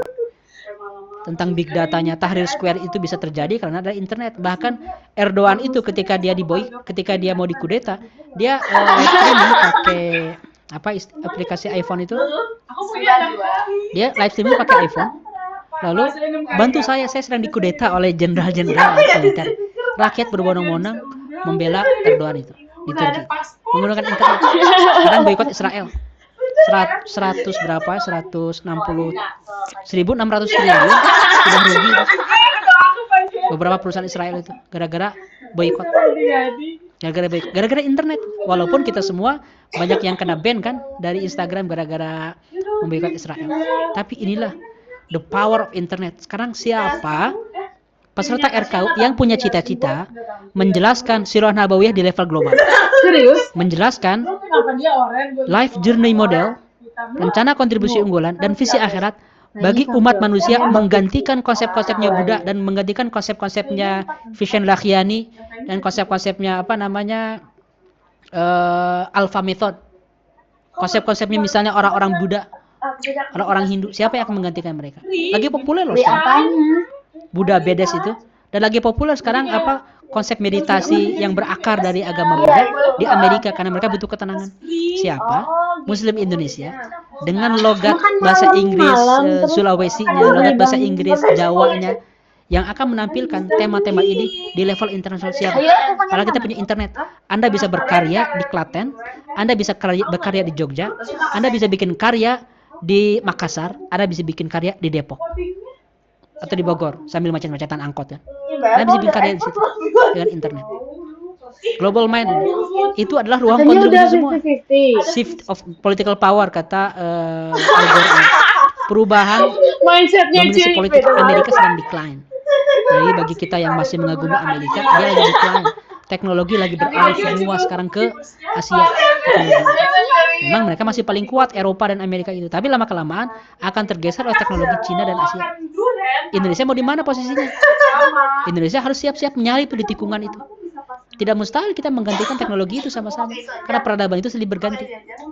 Yang keempat, outgrowth. Ini adalah populasi. Jumlah populasi tahun 2000 berapa tahun 2050 itu diprediksi 9,9 miliar jumlah umat manusia. Sekarang 8 miliar. Mereka ini butuh makanan. Lalu rata-rata kelaparan itu terjadi di mana? Di negara-negara selatan kan, disebutnya Global South. Mereka akan pindah banyak hijrah ke utara, ke Eropa, ke Inggris. Apa yang terjadi? Rasisme, sosial konflik ketika hijrah ini. Urbanisasi dari daerah kampung ke kota-kota akan berdiri kota-kota besar, kota-kota baru. Anda bisa melihat ya betapa banyak peluang yang bisa Anda ambil sebagai RKU Anda. Di depan semua masalah, ini kan masalah. Ingat, masalah adalah peluang RKU. Masalah global adalah peluang RKU global. Masalah kota, peluang RKU di level kota. Ini masalah semua ini. Masalah populasi ini. Anda bisa menciptakan teknologi pangan, bisa menciptakan masalah keamanan soal migrasi, bisa menciptakan tentang bagaimana mengalahkan rasisme dari imigrasi ini. Oh, ini peluang semua dari RKU Anda. Yang kelima nih, ini parah nih perkembangan. Advancement in life science. The invention of life and death. Bagaimana konsep kematian, kehidupan berubah besar. Bagaimana orang dalam tanda kutip semangat mereka adalah mengalahkan kematian. Kalau dalam bahasanya Yuval Noah Harari itu Homo Deus, mereka bercita-cita bagaimana manusia bisa hidup abadi minimal 200 tahun usianya. Di sini kita berbeda filosofinya, manusia akan mati, tapi setidaknya kita punya kesamaan tentang optimisme membangun kehidupan yang lebih baik. Dengan teknologi-teknologi dalam bidang pangan, obat-obatan, medicine, agriculture. Ini peluang semua, tahu semua ya, dalam bidang teknologi. Yang lain tentang alam, krisis lingkungan, krisis air bersih, krisis makanan. Siapa yang punya RKU di sini di bidang lingkungan? Ini RKU gede sekali. Yang punya kontribusi di bidang lingkungan itu sangat dibutuhkan oleh umat manusia for the next 2-3 decades. Untuk 20-30 tahun ke depan itu sangat dibutuhkan. Sebelum bumi ini hancur. Dibutuhkan oleh siapapun. Yang keenam itu ya. Jadi sahabat-sahabat, menemukan tujuan hidup bukan hanya proses ke dalam untuk mengenal diri, tapi proses meluaskan cakrawala berpikir, mengenali masalah akut umat manusia untuk menjadi makhluk yang berdaya dan berdampak nyata. Ini intinya. Nah, sekarang kalau Anda ingin lebih detail lagi, contoh ya, saya merekap dari berbagai sumber ilmiah ini, dari Brookings, Human Rights Career, dari studi Corgi, dari Sociology Group. Saya rekap ada 10 masalah besar umat manusia. Nih, lihat. Saya skip aja ya. Climate change, kemiskinan, food insecurity, masalah refugee, gender equality, conflict and violence, hak asasi manusia, masalah pendidikan, masalah lingkungan and biodiversity. Who will carry this problem? Siapa yang akan mau memikul masalah-masalah ini? Siapa? Jadi kalau sampai sesi ini tanggal 4 Januari masih bingung, saya bingung peran apa yang bisa saya ambil, kebangetan beneran. Kawan-kawan, sekali lagi ya, ini buat antum semua nih. Sampai detik ini antum masih berpikir, Kang Elvan, saya masih bingung ya dengan bakat dan minat saya, kebangetan beneran. Greget saya. Kebangetan, masih belum kepikiran apa saja yang bisa Anda ambil bagi umat manusia atau kota Anda sendiri gitu. Terlalu banyak masalah, terlalu sedikit pahlawan yang akan mengambil masalah itu untuk diselesaikan. Maka sobat-sobat, pilih segera. Saya reduksi lagi dengan lebih sederhana. Anda mau memiliki kontribusi apa? Finansial, akademis, kontribusi bersifat sistem, politik. Ini contoh aja ya, budaya, kesehatan, silahkan mau apapun lah. Teori baru, metode baru, atau MNC nih, MNC itu multinational corporation. Jangan pernah berpikir Anda punya uang 1 miliar, setelah itu saya udah kaya, saya akan fokus berdakwah. Enggak. Salah total cara berpikirnya. Kalau uang Anda sudah 10 triliun per bulan, nah agak lumayan ngomong kayak gitu. Banyak sekali uang yang dibutuhkan oleh umat Islam. Banyak sekali uang. Kontribusi apa nih? Politik. Kalau di zaman dulu, zaman Nagabonar kan, perlawanan penjajah, zaman Belanda gitu. Zamannya orang tua kita, zaman Sudirman. Sekarang, perlawanan penjajah yang akan menjajah dengan cara modern. Melawan politik tuh, strategi dakwah, politik. Siapa yang berkontribusi dalam sisi politik? Sistem pendidikan, sistem pemilu, sistem proteksi HAM, sistem sistem keamanan bagi perempuan, sistem keamanan bagi anak-anak di pesantren biar tidak terjadi pelecehan seksual, sistem keamanan bagi sekolah dasar dan sekolah boarding school, sistem keamanan bagi orang berkendara, sistem keamanan bagi polisi yang sedang patroli di jalan biar nggak ketabrak, sistem keamanan bagi binatang-binatang yang terus diburu oleh pengejar tas-tas branded. Banyak sekali sistem bisa Anda capai. Apalagi akademis, teori, buku, konsep, silabus, wah luar biasa. Jadi jangan lagi berpikir saya belum mengenal diri saya sendiri, saya lagi menjadi jati diri saya sendiri, ketinggalan zaman, bro. Segera tentukan. Kalau Anda sudah menentukan ini loh kontribusi amal strategis, kebetulan amal strategis ini beririsan dengan bakat saya, good, alhamdulillah. Kalau nggak beririsan, sikat. Kalau ada amal, kontribusi yang sangat dibutuhkan, dan Anda tidak punya bakat, tidak punya minat, sikat udah. Kalau masih lama mikirnya. Tapi kalau beririsan dengan bakat dan minat, alhamdulillah. Makanya saya mengajarkan satu cara yang ideal. Identifikasi bakat dan minatnya, lalu identifikasi semua masalah internasional, nasional, kota, sampai keluarga yang mungkin menjadi kontribusi. Lihat irisannya. Kalau beririsan, sikat langsung. Jangan kebanyakan mikir, sobat-sobat. Ini udah tahun 2024, segera bergerak di tahun ini. Karena orang-orang membutuhkan kontribusi Anda. Mulailah kita berobsesi besar. Innallaha azza wa jalla yab'atsu li hadhil ummati ala ra'si kulli mi'ati sanatin man yujaddidul hadina. Allah akan mengutus bagi umat ini setiap awal satu abad orang-orang atau sebagian orang yang akan memperbaharui agama Islam. Jadi luaskan obsesi.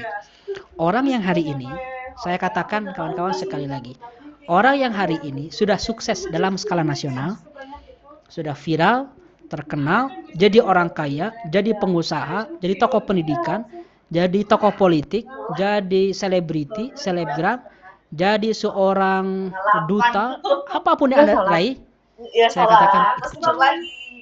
Saya katakan itu kecil menurut standar Allah Subhanahu wa taala. Kenapa? Karena target besar adalah ini. Cita-cita yang paling luhur adalah menjadi manusia terbaik yang masuk ke dalam daftar teratas 70.000 orang yang mendapatkan syafaat Nabi untuk masuk surga tanpa hisab. Kalau belum kayak gini, masih kecil, masih standar. Bahkan ketika kita menciptakan perubahan global, tapi masuk neraka, itu orang yang muflis, orang yang rugi. Kita menciptakan perubahan besar, global, internasional, dihargai oleh seluruh umat manusia, dapat penghargaan, dapat masuk kategori majalah Forbes 500 tokoh pengubah dunia, tapi di akhiratnya itu disiksa, di alam kuburnya, dihisabnya juga menderita, di sirotnya jatuh ke neraka jahanam. Itu orang yang gagal dalam hidup. Sekali lagi, RKU adalah jalan menuju keluhuran, mencetak perubahan dengan target saya perlu masuk ke 70.000 teratas dalam daftar Allah Subhanahu wa taala. Menggeser siapa nih? Anda pengen tahu siapa saingan kita? Kapan lagi? Biar kita tahu. Anda pengen tahu beneran nggak? Siapa saingan kita? Bukan Edison, bukan Isaac Newton, terlalu cetek. Karena mereka bukan saingan kita, mereka ahli neraka semua. Ya betul itu. Mereka ini nggak akan mendapatkan rahmat Allah Subhanahu wa taala dalam keyakinan kita ya, karena mereka bukan muslim. Bukan mereka, bukan Leonardo da Vinci, bukan. Saingan kita, Anda perlu tahu, adalah Imam Syafi'i, Imam Bukhari, para pembebas Palestina, Salahuddin Al-Ayyubi. Itu saingan kita. Saingan kita adalah Jenderal Sudirman. Saingan kita adalah Buya Hamka. Saingan kita adalah Imam Al-Ghazali. Saingan kita adalah Ibnu Sina. Saingan kita adalah Al-Farabi. Nama-nama hebat yang kita dendangkan terus, yang kita sebutkan terus, orang-orang yang luar biasa, mereka adalah saingan kita karena mereka mungkin sudah berada di 70.000 teratas. Kita geser mereka. Ya ketika mereka tergeser pun nggak akan neraka juga karena mereka orang soleh insya Allah yang akan masuk surga. Tapi kalau bisa kitalah yang teratasnya, biar kita yang tanpa hisab, orang lain nggak apa-apa dengan hisab. Saya dengan Anda bersaing semua. Kalau tersisa dari 70.000 itu 79.999 tinggal sisa satu slot lagi, saya akan bersaing dengan Anda semua, saya akan masuk biar Anda nggak masuk. Itu yang saya pikirkan. Dan Anda pun perlu berpikir hal yang sama ke saya. Kalau tersisa satu slot, saya akan masuk, yang lain biarin nggak masuk. Biarin mentor saya Kang Elvan nggak masuk, tapi saya akan masuk. Anda harus kayak gitu. Itulah saingan kita kawan-kawan. Sehingga sekali lagi, stop berpikir saya cukup gini-gini aja is not enough. Orang-orang agung, orang-orang ciptakan luhur adalah orang yang ingin masuk ke 70.000 teratas daftar orang-orang yang masuk surga tanpa hisab sama sekali. Itulah level RKU. Stop thinking about yourself, stop thinking about your talent, your interest, your passion, start thinking about impact. Mulai berpikir tentang impact apa yang bisa diberikan bagi umat manusia, karena target kita sangat tinggi. Terima kasih. Assalamualaikum warahmatullahi wabarakatuh. Waalaikumsalam warahmatullahi wabarakatuh. Waalaikumsalam warahmatullahi wabarakatuh. Saya nggak tahu. Ada di kelas. Nggak tahu Pak. Lucu deh orang-orang. Semua orang-orang atas ini tuh suka lupa sama Peggy. Masya Allah, Masya Allah. Ini saya yang beresin. Wah, siapa yang masih menyimak sampai akhir nih? Masih ada 34 orang.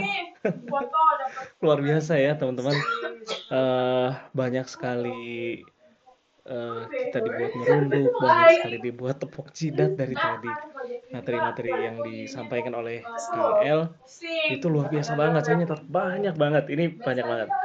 Semuanya saya catat, kemudian di screenshot juga karena khawatir nanti biasanya beda kalau misalkan nanti dapat bacanya di PDF-nya perlu nanti pasti dikasih juga ya sama Teh Baik dan panitia yang lain, tapi penasaran banget supaya ini bisa segera diendapkan, jadi saya screenshot kemudian dicatat juga. Luar biasa materinya, Masya Allah. Malam-malam dibuat mendidih banget dengan materi-materi yang sangat luar biasa. Kemudian saya dibuat terperangah dengan betapa sistematisnya Kang El menyampaikan ini dan materi-materi yang disusun itu dirangkum. Jadi kita patut berbangga dan aduh ini luar biasa banget buat kita teman-teman, karena kalau kita belajar di luar atau misalkan kita pelajari sendiri masing-masing kan itu luar biasa. Tapi malam hari ini kita telah belajar dengan rangkuman yang diberikan oleh Kang El dan kita diberikan cara juga untuk gimana cara mendapatkannya. Tadi mulai dari lingkungan strategis itu ada 4 hal yang harus kita perhatikan. Dimulai dari identifikasi zaman itu ada 4 hal juga yang harus diperhatikan. Dimulai dari kontribusi kita juga itu apa aja tadi dalam hal apa. Diingatkan kembali tentang 5 pertanyaan. Kemudian level kita mau di keluarga kecilkah, ataukah di tingkat kota kah, ataukah di tingkat negara yang kita cintai, atau bahkan di tingkat dunia. Itu yang luar biasa teman-teman. Mudah-mudahan tidak puas dengan materi yang disampaikan oleh Kang El supaya kita tetap bisa berdiskusi. Namun karena materinya kita sudah masuk di jam 21.45 di waktu Indonesia bagian Bandung. Jadi kita diskusi di tempat yang lain, teman-teman. Silahkan disimpan rasa penasarannya, kemudian nanti kita akan diskusikan, kita akan lanjutkan diskusi kita di grup. Nanti kita boleh bertanya ke Kang El dan juga dengan teman-teman yang lain terkait dengan, apa yang saya gundahkan setelah dapat materi ini. Apa yang menjadi pertanyaan, apa yang menjadi kekhawatiran, apa yang bahkan menjadi makin terinspirasikah dari sini, dan inspirasi apa yang akan dibawa oleh teman-teman semuanya. Seperti itu, mudah-mudahan semuanya merasakan hal yang sama, ada rasa banyak banget yang didapatkan pada malam hari ini, dan kita akan lanjutkan dalam diskusi kita di grup WhatsApp berarti ya, di grup WhatsApp. Seperti itu, karena ini udah malam, teman-teman kayaknya tidak ada sesi foto dulu mungkin ya, panitia, supaya nanti tetap bisa istirahat dan dilanjutkan dengan aktivitas besok. Terima kasih, sekian dari saya. Teman-teman panitia yang lain, Teh Baik ada yang mau disampaikan lagi? Cukup ya? Oke, kalau cukup kita tutup dengan hamdalah bersama-sama. Alhamdulillahirrahmanirrahim. Kifaratul majlis. Subhanakallahumma wa bihamdika asyhadu an la ilaha illa anta astaghfiruka wa atubu ilaik. Terima kasih atas kebersamaan malam hari ini. Semoga dicatat oleh Allah sebagai kebaikan dan juga menjadi amal jariah buat kita semuanya. Assalamualaikum warahmatullahi wabarakatuh. Waalaikumsalam. warahmatullahi wabarakatuh. Terima kasih teman-teman admin, panitia, Waalaikumsalam warahmatullahi wabarakatuh. fasilitasi malam hari ini ya. Selama si SCP yang punya ayahnya mengizinkan, Luar biasa. boleh